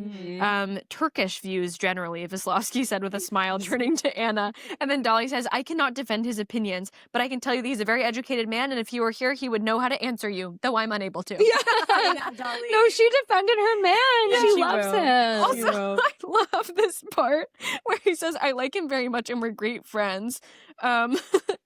And this is the translation, but excuse me, he's a bit cracked. Yes, I love it. I love that. I'm screaming. Excuse me, he's a bit cracked. For instance, he maintains that the Zemstvo in the local courts, that it's all unnecessary and he doesn't want to participate in any of it. And then Vronsky goes, that's our Russian apathy. Yeah. Just like, that's our stupid Russian stuff. Yeah, he represents the stupid Russian apathy and they're like this, modernized force. Yeah, and they like mention like at some point, he doesn't believe that he thinks that machines are harmful for Russian farming. And then Vronsky is like, well, if he saw one, it probably wasn't a foreign one. It was probably just like Russian one. I was like, well, damn. He's like, he needs an imported one. Not the Russian self-hate. I know. But Anna then, and this is again where I feel like we have this like budding thing between them. Anna jumps in and she's like, well, I'm with Levin, actually. Yeah. Because I don't really, like, I'm afraid we've had too many of these social responsibilities lately. Just as there used to be so many officials that there had to be an official for every case, so now it is with all social activists. Alexei's been here 6 months and he's already a member of 5 or 6 social institutions, a trustee, a judge, a counselor, a juror, and something to do with horses. Like, she's like, and he does something with the horses as well. On top of everything. Yes. She's like, he's not spending time with her. And she's like salty about it. Yeah. And then, they start getting into this little this little tiff, Dolly understood that the question of social activity was connected with some private quarrel between Anna and Vronsky. I also love how they go outside and they start playing like croquet. Veslovsky played worse than the others. He got too excited, but to make up for it, he enlivened the other players with his merriment. Like, that's why he's always there, by the way, because he's full of joy and merriment. So jolly. He's there to flirt and to like dance around. With the lady's permission, he removed his frock coat, as did the other men, and his big, handsome figure in white shirt sleeves with his red, sweaty face and brisk movements etched itself in the memory. I love etched itself in the memory. Yes, like everybody's like, damn. In world historic memory. Yeah. Everyone and we can see his little fat legs too. Yes. Thank God. Thank God. And even later, it's the last thought that Dolly has before she falls asleep. Fat, juicy legs. She's thinking of Veslovsky playing this game. As she got undressed and sat down to do her thin hair for the night. Oh, Dolly really has a bad go of it in this chapter. It's so unfair. But she is like really grossed out by them playing this game after dinner. Yeah. She doesn't like it. She's like, there are no kids here. Why are we playing a game? Mm. And for some reason, that kind of like really, I was like, yeah, this must feel so unserious to her. The fact Yeah. that, like nobody's like raising children. This like, whole raising people. visit felt very like, I really hate to bring this up as a point of comparison, but like Saltburn, kind of, you know? Oh, yes. yeah. Like she's kind of coming into this and being like, what are they doing? Like this is a whole other, they have their own little like buildings they're building just to make themselves feel good. Like all the, you know, luxuriousness, and then they're playing games. There's not even kids here. Yeah, I love this description of that feeling at the end of this day where she says all that day she had the feeling that she was playing in the theater with actors better than herself and that her poor playing spoiled the whole thing. Oh, yeah. who among us? Who among us? Who among us? And you can especially feel that way around people who are like really charming. Yeah. And like this is all people who are very, very charming, like Veslovsky, Anna, and Vronsky, you know, and she's sort of like normal. Like she's normal. She has kids. She's like just coming here to like visit and check in, and she's like, wow, this is like a level of like social engagement that I'm not ready or prepared to do. Yeah. No, she's like, this is 3D chess. Yes, like totally. flirting on hard mode, and I don't know how to do it. Like Yeah. they're playing a brand new game that No, she's like, I don't know. I only know hoop and stick. yeah. What am I doing here? And then and then Dolly is like, finally, like, I just want to be alone. Then Anna's like, hi, can we talk? Hey, girl. So it's not all as good as it seems. No, literally. And she's like, and you're, I don't know if you could tell, but it's not all as and she's like, and Kitty hates me, right? Yeah, Like, your daughter hates me. Sorry, I found this so like immature of Anna. Yeah, Didn't of you? course. Right. Yeah. Okay. Yeah. It's Right. like crazy for her to And say this this. Like, response she hates from me, doesn't Dolly, she? she hates me. And then Dolly goes, oh no, but you know, such things don't get forgiven. Yeah, it's not gonna. She's like, well, she doesn't hate you, but like, obviously, this is like not something that's like ever gonna go away. You're not Yeah. friends. Yeah. She's also like she's not thinking about it. She's literally Yeah. pregnant and married. She's and, like on like- a farm. Yeah. She's like it like really shows like Anna's like. I mean, I hate to imply that like a woman who doesn't get married and have kids gets left behind, but she in this time Yes. she is like 100% Well- being left behind because her life can't continue. Yes. Right. And Anna's also coming to Dolly in this way of like crawling into mommy's bed and being like, are you sure? Like she's not actually looking for Dolly to tell her the truth. She's looking for her to be like, no, No, she it's loves okay. you. No, she loves you. It's Yeah. okay. Kitty, she loves you. She's like, what do you think of my life? It's fine, You know, right? It's good. yeah, it's good? fine. It's Yeah, totally it's fine. gorgeous You like even, it, right? Yeah. Yeah. But it it's is so gorgeous like Don even. Draper, I don't think about you at all, you know? Like Yeah. literally like Low-key. Kitty's not mad about that. I mean, she'll hate anymore. you forever, but like, no one's talking about No. this anymore. Like, everyone's moved on. Yeah, totally. And then Dolly brings up like, you know, perhaps you should get a divorce. Divorce, babe. Divorce, babes. And then she's like, Anna's like, oh, a divorce? You think a divorce? You know, the only woman who came to see me in Petersburg was Betsy. And she was like, let's move on. Yeah, she changes the subject. She was like, and as a matter of so fact, the only fast. person who came to see me was that bitch. And she also says she's the most depraved woman. Yeah. It's like as soon as she actually has someone to open up to and like be like vulnerable with, what she's been begging for this entire time, she has to immediately like keep it in like the Yeah. shallow Yes. whatever. Yeah, I mean, there's a point where Dolly says, like, I think the first time that she sees Anna after she's, like, settled into her room, she's like, oh, she could see that her arrival, like, Anna had recovered from her arrival and was now, like, had, like, closed off doors that had been open before. Yeah. So, yeah. Totally. And then Dolly's trying to be like, well, he just wants you not to suffer. That's impossible. And the most legitimate thing, he wants your children to have a name. And then Anna says, he can rest easy about that. I won't have any more children. And then Dolly says, how can you say you won't have any more? Anna says, I won't because I don't want it. And then the doctor told me after my illness, and we get this really interesting punctuation. Does that happen in your copy, Heather, as well? Mamma Mia style. Now, what the hell does that mean? Infertile? Well, yeah. Yes. Yeah. I guess I'm just like wondering why it was written that way. I'm just like, huh. Well, but then Dolly says it can't be, and then she says, isn't it immoral? Which made me think, did she get a hysterectomy? I know. That's what I was thinking. There's like an element of choice here implied that I'm like, yeah. Because she, like it, yeah, because she also says, I don't want to. Yeah. She said, I have to choose between the two. And she's like, I won't. I think she Yeah. must have had something done. Yeah. And I feel like probably in those days, like something medical would happen, then they'd be like, to decrease the chance of this happening in the future, like you could get a hysterectomy. Yeah. Yeah, exactly. But I just love that little bit of punctuation. Yeah. I think the only other time that we have that is when they have sex. Anna and Rob. Oh yeah, like a fade to black situation. Yes. Yeah. And I'm like, wow, he's it's very like prudish. For this sort of like improper things that like you can't really talk about, which like in a real conversation between women in private, I feel would maybe not be spoken as euphemistically. Like could have actually been said a little more like out in the open. But then Anna's sort of talking about she has this interesting clarity about her relationship with Vronsky. Understand, I'm not a wife. He loves me as long as he loves me. And what then? How am I to keep his love? With this, she held her white arms out in front of her stomach, which saying that in front of Dolly is mad. No, that is so disrespectful. She's like, if he wants to leave, he would leave me, and it wouldn't matter if we were married or if I had a baby. Like, he's going to do what he wants to do. She said, and then, think of your husband. Yeah, literally. And immediately Dolly thinks, I didn't make myself attractive to Steva. He left me for other women. He'll find better ones as my disgusting, pathetic, and dear husband seeks and finds them.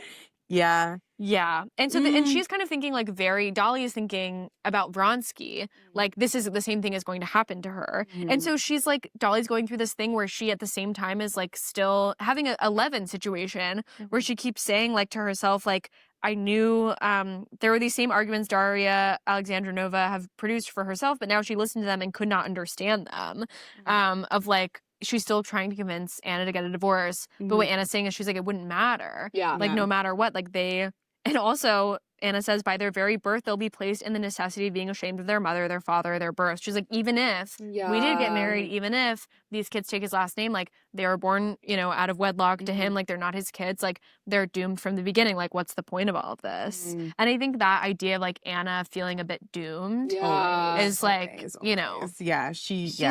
Yeah. Huge. She like almost refuses to accept solutions. Like she doesn't want to help herself out of the situation somehow. Like she doesn't want to try and fix something that she feels is like bad and inevitably bad and like doomed. Like she doesn't want to try and change it. Yet on some level she's right. You know what I mean? Yeah. Like about the kids at least. It's like it is true. They are doomed. Like there is no like fix. Like even if you get a divorce, you can't be like this happily wedded couple now. Like there's a stain on it forever. And I think hearing her speak about it to Dolly with this much clarity, I think for me at least made her like it made me understand her thinking more. Like it's I don't know if it's ever like laid out this explicitly. Yeah. I will say like reading this section I still didn't really understand her problem. Like for me it didn't feel like practical. That like it felt like she has like an emotional reason for this. I think that's totally true. Like, it doesn't feel like I didn't understand it. I just kind of like felt it, Yeah, I feel that I sort of feel like she really relishes in this idea of being doomed and would not want to like make She's a choice. Comfortable with it. And like, if she got a divorce, that would be her choosing this thing with Vronsky, which like now she can be like a few pages back, what wife, what slave can be so much a slave as I am in my situation? Right. Like she's she the ultimate totally like like disempowered and like her being able, it's like, and of course before this she was like, oh, my husband won't let me get a divorce, like I would, but he won't let me. Right. And then, but she's obsessed with this kind of, and then of course the moment that he's like, no, I'll give you a divorce, like just write to me and tell me you want a divorce, I'll give it to you. And she's like, well, that won't solve it either. Yeah, that won't solve anything. Yeah, like this idea that it would like make her uncomfortable actually to like take some action towards this thing, because like this idea of being doomed is very comfortable. There's a point where Dolly's like, well, this is why you have to get divorced. And it says, but Anna did not hear her. She wanted to voice the same arguments with which she had so often persuaded herself. Yeah. And then she's like, I just don't want to talk about it. Yeah. I love this little part where they have like this brief aside about Veslovsky. And Anna says, but he's a boy and he's entirely in my hands. You understand? I control him as I please. Which is truly everything. Yeah. But yeah, they have this like argument back and forth about stuff. And then at one point, Anna says, talking about Seryoza and Vronsky, I love only these two beings, and the one excludes the other. No.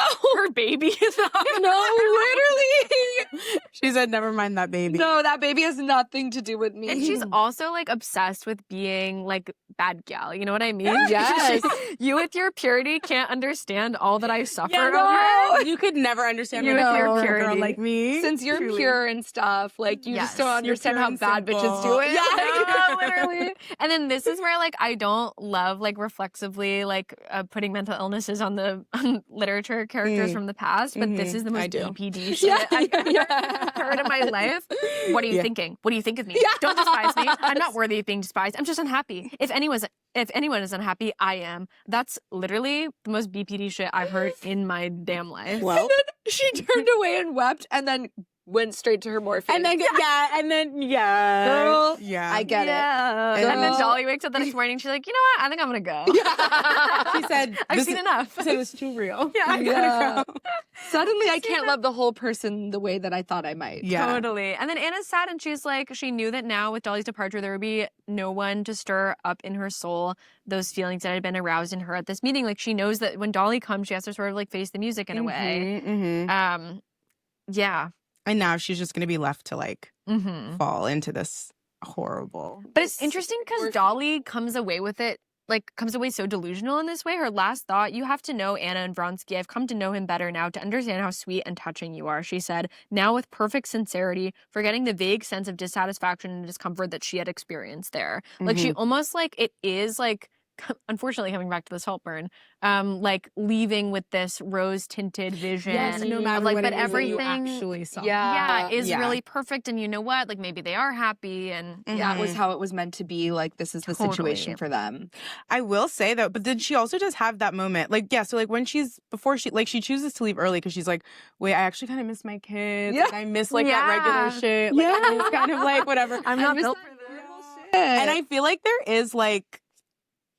that is kind of like the appeal of like following society's conventions, is that it will always be reassuring to you to know that like, okay, I couldn't have gone wrong because I did the normal thing. Yeah. Like, that's always going to be reassuring when you go and see like your crazy friend who's on morphine, who's kind of like, like going it alone. At least I like, can pacing around her room. She's like, I hated actually every second of like carrying, birthing, and raising my kids. But at least I know I did what I was supposed to do. Yeah. I don't have to be thinking about all of this tricky shit that Anna's like working through. I know what to expect. That is reassuring that I can like go back to that, and everybody will like look on me as like this woman who's like done the thing, and like there is like comfort there. Yes, I think that her comfort is like in knowing what to expect. I think that's actually a similar comfort that Anna takes in being doomed. Like feeling like everything is like out of control, but in a way like she knows what to expect because she's like, well, everything's gonna go horribly. I know that for a fact. Yeah. And you remember in that earlier chapter where she's like, well, don't worry about it, I'm gonna die. It's all good because I'm gonna die soon. Yeah, totally.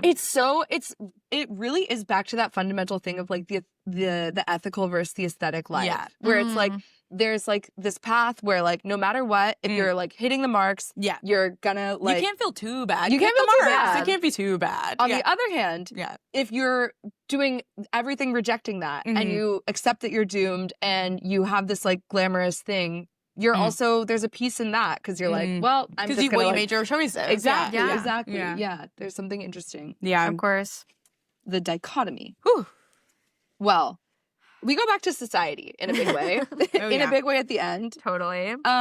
There's a big election, and kind of all the men come back together for it. And Vronsky's like, I have to go because otherwise I'm not going to feel like a fucking man.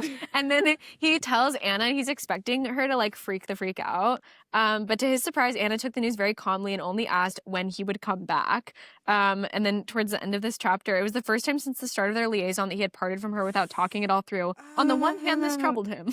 On the other hand, he found it better this way. And then I can give her everything but not my male independence.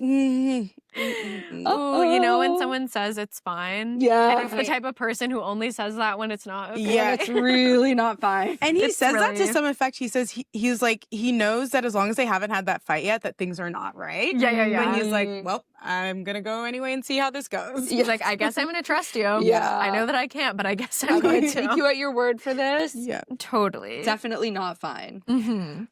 And then Levin moves to Moscow for Kitty's confinement. Yes, I'm I like, love damn, you couldn't this. come up with like a different. She's about to like give birth to a child. And then he's like, should I go? Should I not go? I don't know.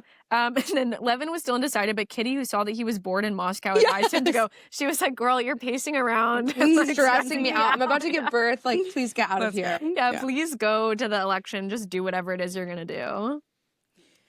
So he does go. Yeah. And this is our favorite part of the chapter. Yeah, we're all loving I was this. like really looking forward to talking about this part. Yeah. What are they even? They're like replacing some guy. Okay, here's what I was thinking. Because Yeah. there's one guy. They're replacing some guy, as you were saying. One guy who failed completely to understand the demands of the new time. He always took the side of the nobility and everything, directly opposed to the spread of public education, blah, blah, blah. That's the Cuomo, right? Then it was necessary that he be replaced by a fresh, modern, practical man, completely new. That's the Zoran. Okay? Yes. That's what we're up against. I think that's Obama. But yeah, I think it's Obama too, because that's right. Because He's there's a moderate, also and they're all like, nothing's going to change. he's an aristocrat. And I think Levin has these asides with the landowners. And the landowners are basically like, oh, we need some real change in here because we don't have any power at all. And all of the nobility is like, well, not so much. Not too. Yeah. Not too. It's very like not too much. Not too much. That is so true. He's the Obama. And at the end, when they like have their little celebration, they all kind of acknowledge like that was pretty unimportant. Yeah. Like, that was really And in fact, the good. landowner says that to Levin. Yeah. I mean, Levin is asking like, well, what do you guys want to happen? And he's like, doesn't matter to us because whoever wins this, they're still the nobility. True. We are still, not counted despite the fact that we are, owning all of this land. Which, Just brief aside, on the second and third days, the discussions concern On the second and third days, the discussions concern the matters of the funds raised by the nobility and of the girls' school, which, as Sergei explained, were of no importance. Nice. exactly. Yeah, whatever. Second, third day, we talk about the money for the girls' schools. I don't really give a fuck. No. Everyone At knew. all. And No, that's a good thing to point out, and thank you, because let me speak in my truth and be honest, I skimmed this section. Yeah, and I totally fair. As did I. That's fair. Hey, listen. Yeah. Someone out there will have read it closer than all of us, and Discord, please pop off. Yeah, we want you to Please, Papa. please. I mean, one thing that's worth noting from this is that Levin is really uncomfortable the whole time. He's like, I don't understand the process. Like, there's nothing he hates more than a display. That doesn't mean anything. So he like hates the whole ceremony. He doesn't even know. Yeah, at one point he's like, where do I put my vote? And then everyone's like, it's a vote. He's like, Oh my god, also when he asks Sergei, he's like, yeah, what should I do for the vote? And then that is a matter of individual conviction. He's like, wait, what am I supposed to do? And Levin's everyone's like, can I look at your test? hi. Yeah. Pretend we Hey. didn't go anywhere. What do you mean? We're here. We're exactly the same as we were before. About? Yeah. Same outfits, Mm-hmm. Same outfit. same background. Mhm. Nothing has Oh, is changed. this being video recorded?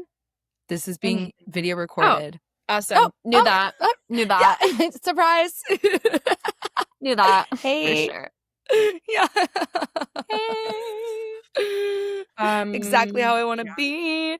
Mhm. No, No, luckily it's a joy to don't see your worry. faces. It really our is. YouTube gets like 27 views. So Mhm, that's an mhm. amazing stat. And they're all 27 there is for the love is a of lot the of game. people. Yeah. Yeah, imagine 27 people in a room. That's what they say. Mm-hmm. And I'm That's a imagining. lot. Yeah. And I'm It is a scared. lot. I'm frightened. I'm actually Yeah. suddenly that makes it terrifying. Actually, I'm frightened of all of them. I never thought of that. For whatever reason, that changes things for me. Hope Yeah. you're all liking the view. Yeah, all 27 of you. Reach out. Um, okay, so yeah, there was a little break in continuity, but I think where we left off, we basically finished the election, right?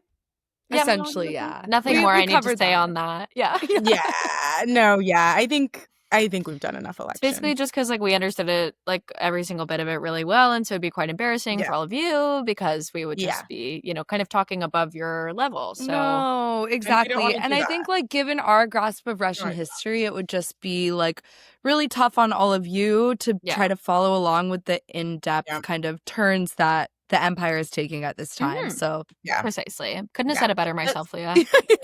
yeah. That's why we tried to simplify it for you guys with those like modern vlogs. Hopefully that. yeah, Totally. exactly. Yeah, in case you need a modern day analog, unlike us. Something we don't need. Yeah. But yeah, basically, Levin thinks it's all bullshit. Vronsky thinks it's awesome. You can draw your own conclusions about what that means about those. But yeah, Levin as always is like, I hate the bureaucracy, and yeah, he hates the There were so bullshit. many times I underlined when he was like, I don't understand any of it. It's all trifles. Is it over yet? Like, what's happening? I think it's an idiotic institution. I must confess I have a very poor understanding of the significance of these elections. I was like, same. Yes. You Get me got out it. of here. You got it. Yeah. Oh my God. And I love all of them responding to him being like, how could you possibly not understand? How can a Yeah. countryman like you not be part of the Zemstvo? Like, No, literally. It's really funny exactly. because it's like it does a good job of illustrating how like if you have to explain to someone that something is important, like maybe perhaps not. I mean, to someone who's like actually kind of it should be important to, like who's actually affected by it. If you have to explain to him why it's important, like maybe he's right that it's not really important. And Vronsky was like only excited to go because he was like, and I too can leave the house. Yeah. By the way, I'm he heading like out. did not give a flying fuck about any of that.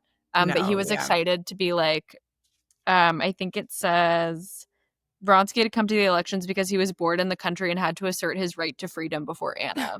Like that's his male independence, as I was somebody like, put it earlier in the and section. how much of politics is that? Well, a lot, as it turns out. Let me just make a decision to prove that I have the power to make a decision. Exactly. And well, ultimately, guys, does he? Because well, what happens next? Well, he's riding high. Yeah, he's happy. He feels victorious because his guy Nevedovsky, the kind of Obama analog, as we put it earlier, has won. Big win for the kind of like lightly, faintly progressive side of the aristocracy, it seems like, who actually aren't interested in changing much of anything. So, and that's pretty much Vronsky. He's like lit about that. Yeah. Wait. Sorry, can I say something? Yeah, I please. forgot this one part that I love so much, which is like after their guy wins, everyone's like going drinking and celebrating, and then Steva sends a telegram to to Dolly, and like that's like what does he say? He's like, he won by 12 votes. Congratulations, spread the news. And then Dolly gets it and she like rolls her eyes and she's like, great, he's just wasted money on this. It says she knew that Steva had a weakness for faire jouer le télégraphe at the end of a good dinner. He likes to play with the telegraph after dinner. Is so funny. Like he's literally just like drunk a little texting boy. her. No, Yeah, and she's exactly. like, God, he's wasted money on this thing that makes him feel important. Is so funny. The concept of him ending it with spread news is so funny. It's like as if he's like, get on Twitter and tell people. Yeah, like, tell everyone. She's like, I'm here with 11 kids. Who am I going to tell? Like, exactly. Yeah. Vronsky is loving it. Vronsky is very pleased. He'd never expected such a nice tone in the provinces. He's like, I'm pleasantly surprised by how fun this could be. I actually think this politics thing is my bag. But then Vronsky hears from his family, his home front, that Annie is very sick. His daughter's very sick, and the doctor says it might be an infection. Anna writes to him that she's going crazy alone in this letter and that she needs him to come home immediately. And he's like, oh my God, this child is sick. It seems very serious to him. he's like, wow, I was so happy before, but guess I gotta go home. And he's Mhm. kind of depressed about it, but duty calls. So he goes home on the first train. And if Yeah. we remembered too, before this, he was like, wow, it's kind of sick that I can just like leave the house. We don't have to have like a big conversation about it. Like, period. And then Anna is like, we get to the Anna chapter and she's like, she had been stewing for days. He has the right to go off wherever and whenever he wants, not only to go off, but to abandon me. He has all the rights and I have none. But knowing that, he shouldn't have done it. And yet, what did he do? He looked at me with a cold, stern expression. Ooh, all this is happening when Bronsky's like, it's so nice out here. Like, I should he's really like, I get love out these more often. provinces. Yeah. Yeah. Yeah. He's like, it's But- awesome that I could just leave without having to have this big conversation with her. Yeah. And like when he gets the telegram, though, he's like a little suspicious because she says, she's like, our daughter is sick. I expected you 2 days ago. You're a day late. I'm going to come to you myself. And he like points out, he's like, he's suspicious because he's like, oh, she's sick, but you're going to come to me. Oh, she's Right. sick, but you have this hostile tone. He immediately is like, what? He's like, but he also can't stay. He knows he can't stay. He has to go. Yeah. Even Oh, though he she's thinks- sick, but you expected me 2 days ago. Now, what is that? Exactly. You know what You're I saying mean? a Right. few different things. Yeah. Oh, Yes, she's yes. sick. You need me to come home immediately. But this is the baby you haven't give a fuck about. No, From the well, beginning. He's And like, as wait. she says just a page later, Tolstoy tells us exactly how Anna feels about this daughter. He writes, just then her daughter became sick. Anna began to look after her, but that did not distract her either, particularly as the sickness was not dangerous. She said, I wish she was sicker. Much as she tried, she could not love this girl, nor could she pretend to love her. Tough. It's tough. And you know what? Okay, this feels like the most like God, what am I trying to say?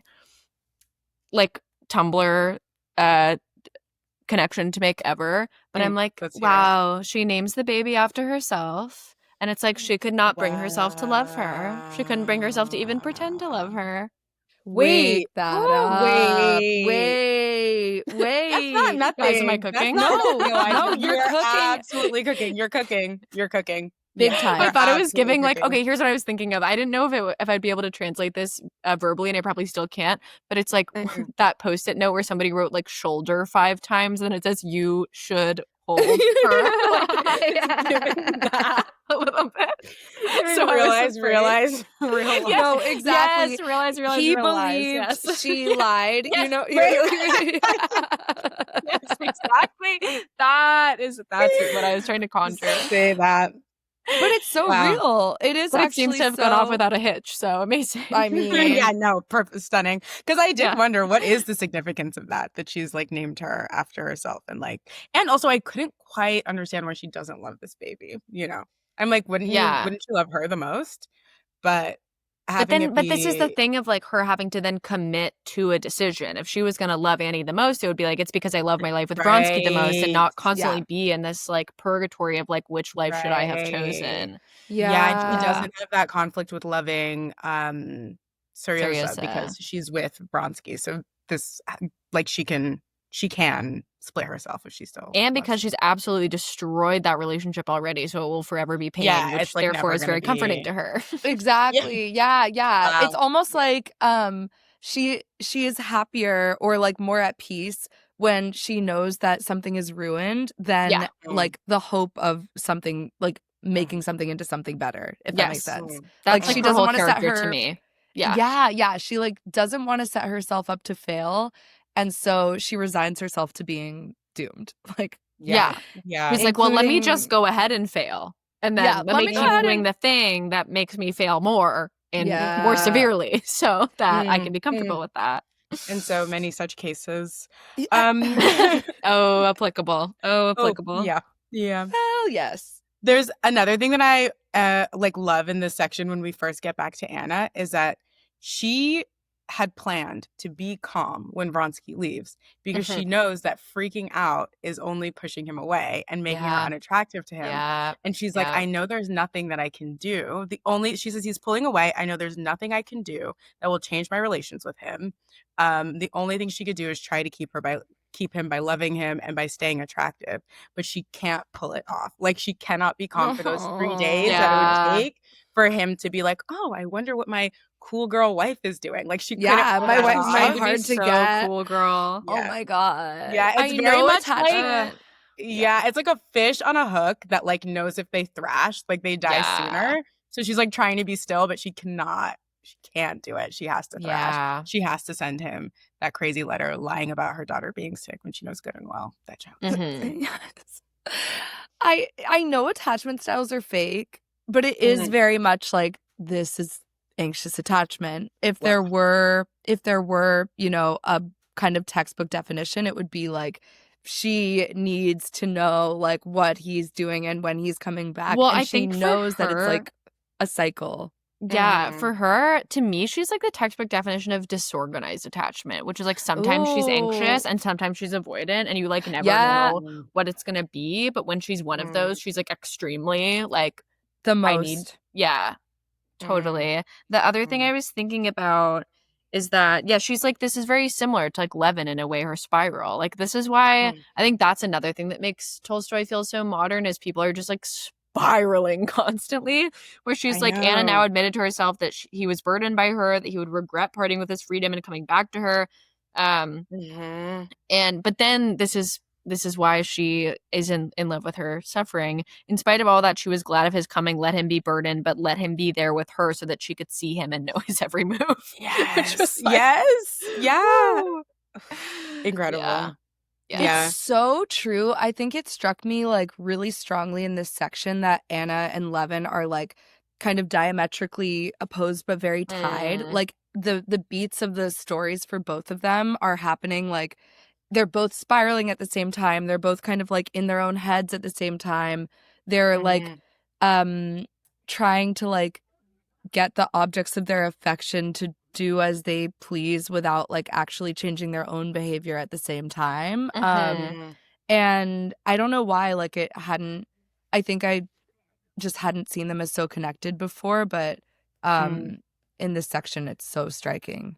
Well, honestly, now that you say that, I'm thinking about like before I would be like, does this mean that they would be awesome together? Like that they make sense as partners or something? But now I'm wondering if they are just like almost like showing the same personality type, but like how they would manifest differently based on your gender and like how much control you have like over your life. Oh, Like, interesting. Yeah. I think the thing about either of those personality types, like anyone, and you can see this with real people in life, anyone who has that sort of personality type that's like a little crazy or like a little like overly attached or is kind of chaotic and brings chaos with them wherever they go, that person is always attached to someone who is like stable and like DGAF. You know what I mean? Like they need that in order because it makes them feel crazier and it's like something that they sort of like feed off of and enjoy. And it's like reassuring. Two crazies together, like they're gonna both jump out the window at the same time. You know what I mean? 100%. Like you need to be the person sitting on the windowsill being, should I jump? And then there's somebody inside being like, get back in here. You know what I mean? Bella, where the hell have you been, Loca? Like, like you need you need the right audience. Yeah, because they don't even jump if no one's in there saying, get back in here. Exactly. That's so real. And that's why Anna sends Vronsky this letter, and then she's like so fucking pissed because not that it was even about the baby being sick, who she once again doesn't care about, and also the baby was not even that sick. But then she's like, and just the minute that I sent the letter, the baby recovers. She's like, I don't know how or why that happened. Yeah. Just when I thought, and she's I think we've already gotten hints earlier in this section of her taking morphine, but we really kind of get hit over the head with it by the end here, where it's like, you know, she's taking morphine in order to sleep. She's, you know, an evening is passing happily in the presence of Princess Varvara, and then she's taking morphine. Like it's like 3 times in this last little bit. We're reminded that she's actively like off that morphine, and certainly seems to be affecting her. Yeah, she literally says, I think Princess Varvara is like complaining about it. And then she's like, well, I couldn't sleep. Like, what was I going to do? My thoughts trouble me. But when he's here, I almost never take it. Well, actually, she said, when he's here, I never take it. Almost never. Almost Yeah. never. Of course. Yeah. Anyway, yeah, he comes back and he's mad. He's like, you lied to me. Mm-hmm. And he's like, you know, she's like, you're displeased, and he's like, not for 1 minute. I'm only displeased. It's true that you seem not to want to admit that there are responsibilities, like that he's been doing something politically important. She goes, she gags. she said, responsibilities to go to a concert. Get him. Get him again. And get him again. And then he says, let's not talk about it. Responsibilities to go to a concert is crazy. No, she got him. Oh my God. And I think we get, like, for me, not the first, but like one of the most kind of like serious signs that he's so genuinely upset with her, or like genuinely like disgusted by her in this look at the very end here. He's like smiling and he's like saying that, you know, there's nothing I wish more than not to be separated from you. But the look that flashed in his eyes as he spoke those tender words was not only the cold, angry look of a persecuted and embittered man. She saw that look and correctly guessed its meaning. If it is like this, it's a disaster, said the look. It was a momentary impression, but she never forgot it. And it, again, feels like we're heading somewhere We're bad. getting, yeah. So she's like, okay, fine. I'll get a divorce. I'll do it. She's like, because she does have, to her credit, she's kind of like saved her moves. Like she has one more move. You can totally. Well, and she's very perceptive. Like, even though she just, and that's the thing too about like, once again, not to cast this diagnosis back, but about BPD people is that they are incredibly perceptive about like every little thing that someone else is feeling emotionally. It's just that they take those breadcrumbs and like blow it the fuck up. Like everything is a disaster. Yeah. But I think here she really is like, she's having some sort of awareness about that of like, oh, this particular look is like something like Trouble in Paradise for real. And I feel like that's why she finally, like, because the next paragraph that ends the chapter is just like, Anna wrote a letter to her husband asking him for a divorce. It's like, okay, I really got to get my ass in gear. You're so right, Heather, that she's like saving her moves. Yeah, she kind of is like, God, yeah. In conclusion, she's played it well. But and they're settling in like a married couple, but of course we've had this like look that she's never gonna forget, and it feels telling that Tolstoy is kind of weighing in here again, to me at least, like one of the first times that she's correctly guessing the meaning. Like I feel like before it's been like she is seeing something and he's not telling us whether she's correct or not. Here it's like, okay, we know Vronsky is really feeling this. Like she is being perceptive in a way that is like valid versus like kind of paranoid and like, you know, that's so true. Yeah, and I think like, no, you go. No, sorry, Eliza, you go. Okay. I feel like there's been so many times in my life where there's a moment like that where you just like see a look on someone's face and you're like, oh, it's over. Like immediately, like you don't even have to, like you're having a conversation about like trying to dance around it and you just see a look past someone's face and you're like, totally, yeah, it's over. Right. Got it. Yeah. I got it. It got me somewhere. That really. Yeah, yikes. Yeah. Well, I guess that brings us to the final two segments of the book club episode for part 6. And Eliza, we have a couple of questions to ask you. Eliza, tag yourself in this section. Not for the whole book. It's in the section. Yeah, in the section. Okay, I think I'm going to tag myself in a very specific way as Anna when Dolly comes to visit in the beginning, because I think I'm someone who like often makes like a crazy ass decision. Like I just kind of like throw my life into a weird direction.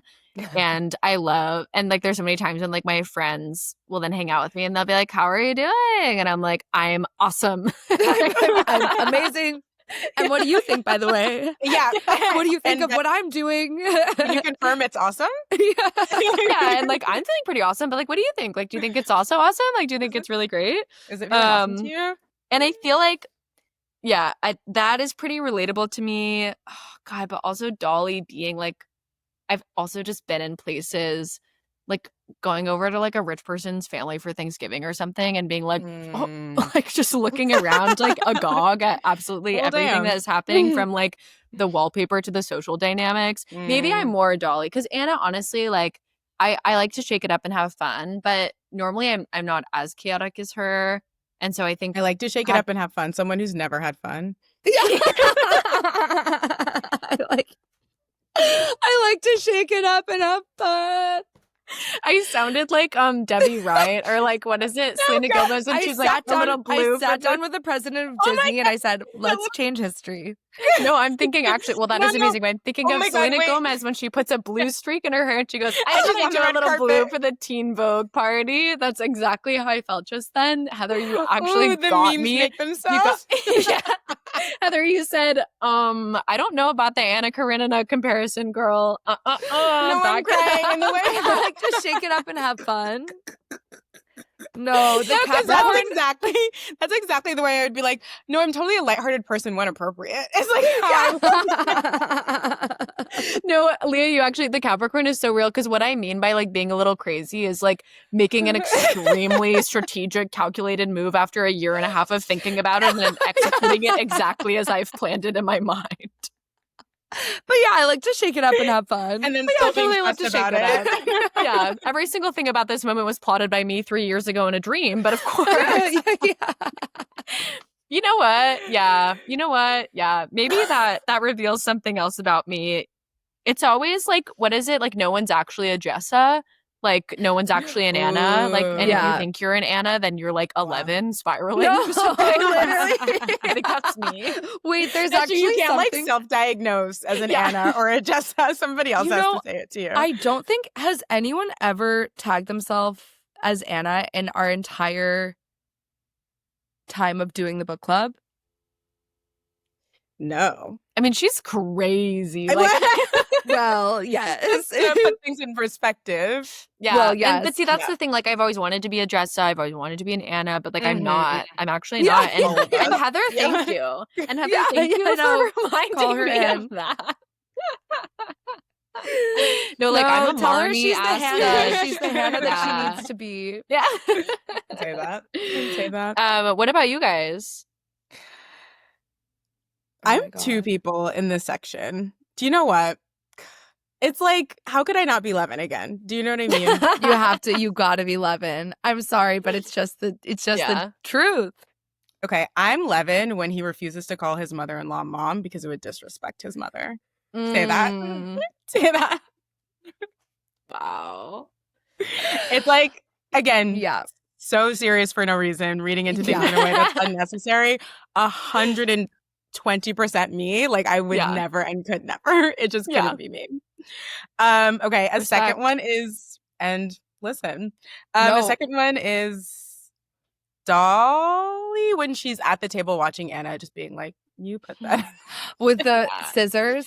Doing the and Yeah. just being like, "You're a disgrace to our gender." Oh Yeah. yeah. Oh my God. Wow. Ooh. No, that's a tough one. That's Yeah. a tough watch. That's actually extremely relatable for me as well. no, Yeah. like when you just watch the feminism leave your body while you're No. like watching, you're like, I'm like, keep it together, keep it in. Do not be a sexist. Do not She's be been sexist. socialized in this manner. But there She's is been actually socialized in something this manner. so- It's society. There's something so like difficult to watch about a woman like clearly wanting to like get a man's attention Yes. and curry his favor when you're like in a group or something, because also it's like the secret language where it's like you know exactly what she's doing, but the Mhm, men around you are just like charmed by it, and you're like, and it's Mhm. of course not even a sin to want to get a man's attention or to want to be No. known as like charming or fun, but you're like, I see what you're doing. I see what Yeah, you're and it doing. weirdly like it draws you into a dynamic. Of Like course, you yes. doing nothing, it And then I'm brings like, you well, into a thing and casts you yes. as a certain kind of woman, and you're like, well, now we're all in it. Now why am I in Yeah. it? I Why didn't am I want in to be in it? this. Because you have to You pretend get to be the she baby, deserves- and That's I have so to act like a astute. Yeah, Yes. like a it's Now like I'm now a do I curmudgeonly clap? old bitch. Yeah. Yes. Now do I clap or now do I just fold my arms? Right. Exactly. Or do I get Exactly. in it too? Do I have to go Exactly. be like, And then "Oh, do we- Becca," like Yeah. And do we compete? Yeah. And now it's do I have now to get we're my all Coco scissors Melon. out? Like, I'm crying. And now we're all the dancing fruits on the black screen. And don't we look foolish? don't Now we it's like, all look now I'm the sexless bitch who knows how to use scissors. Great. You're killing me. Whoa. It really does do that to you. It's cruel. It's not good. It's nasty work. It's nasty work. Nasty, But like nasty we've look. all been there. Also, like we've all been on the other side, you know? Yeah. We've all been It's there. just oh my god, we've all been on the other side. But sometimes when you're on the Anna side, you can't see it or Yeah. you don't know. You're so in it. Mhm. And to be on the Dolly side is something so specific. Yeah. Yeah. Wow. Okay, Leah, tag yourself. Oh my god. Okay, I also have a few moments, but god, I'm like so predictable at this point. It's honestly embarrassing. I feel like every single section I'm a Blonsky. And I don't know what that says about me, but he just has so many relatable moments. Like when he and Levin are having this fight and he's like, "So give your money away." Yeah. So give it away. If you feel that Okay. way, how about you Yeah. act on it? How about Give it to him. go ahead. Yeah, Socialist Um, Oblonsky was, He cooked there. He cooked a bit. Yeah. Hopefully I don't relate in his final conclusion, but I do find I find myself in conversations with Levin types being like, well, what if you did something? Like, you know, what if I you hate to take it tried? there. Yeah, you know? Yeah. So that's one. God. Oh my God. I'm also Levin. Similar vein, Heather to not wanting to call his mother-in-law mom. Mhm. Why are you fucking with my jam recipe? Do you know what I Yes, mean? That's totally. my house. Like, Yeah. my family makes yeah. the jam a certain way. I don't want to Yeah. make the jam a different way. Like, Mhm. that's so. Mhm. I would get so I'd be tight. mad. And I Yeah. do, like, around, like, I don't know, you know, when you're like doing like a holiday with new people, or you're like kind of like Mhm. someone new is making the kugel, basically, is what I'm saying. And it just turns out wrong. And you And make don't that trust up. it.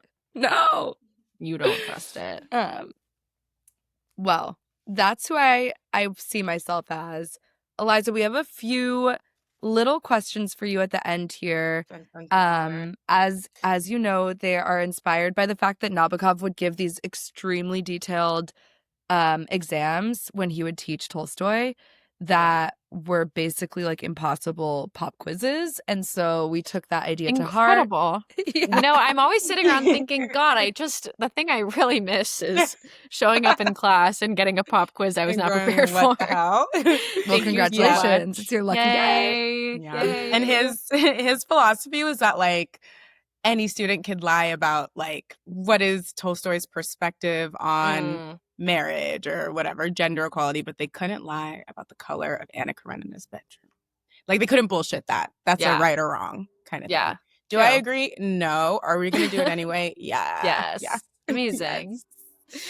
Okay. I'm coming with question number 1. Okay. When Varenka is going out into the woods, believing she's about to be proposed to, what color dress is she wearing? I, for some reason, cannot imagine her wearing anything other than this color. What color is her dress, Eliza? Oh, well, I can imagine her wearing several, so I'm already on that. But for some reason, like after first read, like this is how I imagine her forever. Like I remembered this detail for no reason. is it yellow? Yeah, exactly. Oh my God. Yeah. Amazing. Yes. Yeah. Yes. Thank God. Okay. See? Oh my God. As long It as just I got makes one, sense. I'm good. Yeah, it does make Amazing sense. Though. work. It does. That makes so Okay. much sense. Mhm, Yeah. It feels right. Totally. She's got a sunny disposition. She does. She's Oh my God. Oh, I love that scene. I'm just remembering it one more Oh, time. I'm also it her there. pains me. Yeah. It's so painful. It's so sad. Oh my God, when you're like expecting something and you're like the disappointment. Okay, I have the next one. Mhm. Mhm. Okay, Eliza. Yeah. When Veslovsky goes to the out with the farmhands and he's like partying it up, drinking and hitting on girls. Mhm. He tells the guys that he has met a very charming, this word to describe a young lass who looks a certain God. way. It's something like a Beatrice, like it's a woman's name, like a Patsy Beatrice, some shit No, like that. yes, yeah. God, am I really that close? You're that Yeah, close. you're close. that It's something like Germanic, I would say, right? Yeah. Yeah. That's It's the, like I think, weirdly oh my God. modern, isn't it? yes. No. It's a It's like, weirdly modern oh. name. I would say, in fact, we had a high school teacher with this name. Guys, can I say my dad loves this name? Could have been my name if my mom said. Didn't say hell no. Yeah. Yeah. Yeah. God. Could have Okay, been my name. Imagine that were my name. This Okay, is the Heather's only name thing would that's make coming- no sense. the only thing It coming to would my mind not is make sense. Patsy Beatrice. I know that's not right, but I'll lock that in as my What if we guess. give you a letter? Okay. G. G. Okay. I know, right? Great. Georgia, Grace. It's so close. It's I don't- Gretchen. Gretchen. Yeah. Gretchen. Wow. Heather, I could never see you as a Gretchen, to be honest. It could never work. Shout out I to my can't mother. believe your It could dad never would work. ever want to name you Gretchen. I mean, like, it's so crazy that he like disturbed. likes that name. I'm like, why? Why? Yeah. No, I mean, no offense to any Gretchen out there, but No, it shout out just- to the. It just is random. It just Yeah. is kind of like, you know. Also, I'm like, Gretchen to me is like, that's like the goody two shoes with like perpetual braces and like thin blonde hair in like every like 2000s movie is like a Gretchen. So that's why it was so interesting to me. interesting. That's Like to me, interesting. I'm like, and once again, literally all love to my sisters and Gretchen out there, but Yeah, I've like, yes. like my women of Gretchen my experience. women of Gretchen Yeah. experience. But I'm like, to me, like Gretchen Gretchen is not community. like a sex symbol. No. but- Gretchen knows how to use the scissors. That's what I think. When I think Gretchen, I think No, Gretchen would sit at that table and be like, "What are you doing?" she'd be like, hand that hand over. that to me. Gretchen would Yeah. say, actually, you're describing a very simple farm process that is a new and you're agricultural tool. humiliating yourself and us And you're and our sex. as a and community. you're not fooling anyone here. Yeah, totally. Yeah. Totally. Yeah. Oh my Okay. God. My next question is: when the boys go hunting, Mhm. Steva absolutely tears. He does an incredible job. How many snipe does he kill on that first day? Okay, I want to say 14. Steva, not Levin when he finally comes up. No, yes, it's Steva. It's Steva, Okay. and it's 14. You are so powerful right No, now. your mind You're is doing so amazing. powerful. You're so powerful. Wait, I think this might be the best score we've gotten by so far. far. You are Oh my by god, far. crushing. don't tell me that. My head is never going to shrink. Yeah. I'm like laughing in fear. Okay. What is the difference between the way Agafia makes jam and the way the Sherbatskys make jam? She doesn't use water. There's no water Say in that. her jam. Say that. Yes. Why There does is she have no the- water? Why do they want to make this watery Waterless. jam? This Boneless liquidy. That's gonna nasty spoil jam. faster, like she said. Yeah. Yeah. Okay. Amazing. One last one. God, and I don't think I have the right answer to this other one, so I'm gonna ask one that I think we've all talked about, and so it might be the easiest one, but let's wrap up on this. Mhm. What is the name of Oblonsky's dog that he hunts with? Ooh, great Oh, question. crack, right? Like Krak. Yeah. Oh my Yes. God. Yeah. Release Crack the dog, Kraken. crack dog, Ooh. crack dog, crack. You know, wait. That just came to me. Leah, wow, you have a real future Mm, Thank you. Your in every mind. industry, it seems. Yeah. Just kind of improv that. Yeah, And totally. you ate that. Frank Oh Ocean my God. here? Well, Well, he comes on for part 7. Eliza, Possible. you are so fun to talk to. What can I say? Eliza, the woman you are, the guest you God. are, the icon you are. I just had the You time of my guys. life. Oh, same. Truly. This was so Truly. fun. I'm So much fun. beyond honored that you guys invited me to do this. I know it was like sort of a process to make it work scheduling wise. I kind of feel like I've been talking about Anna Karenina with you guys for like a year, which in some ways is actually literally true.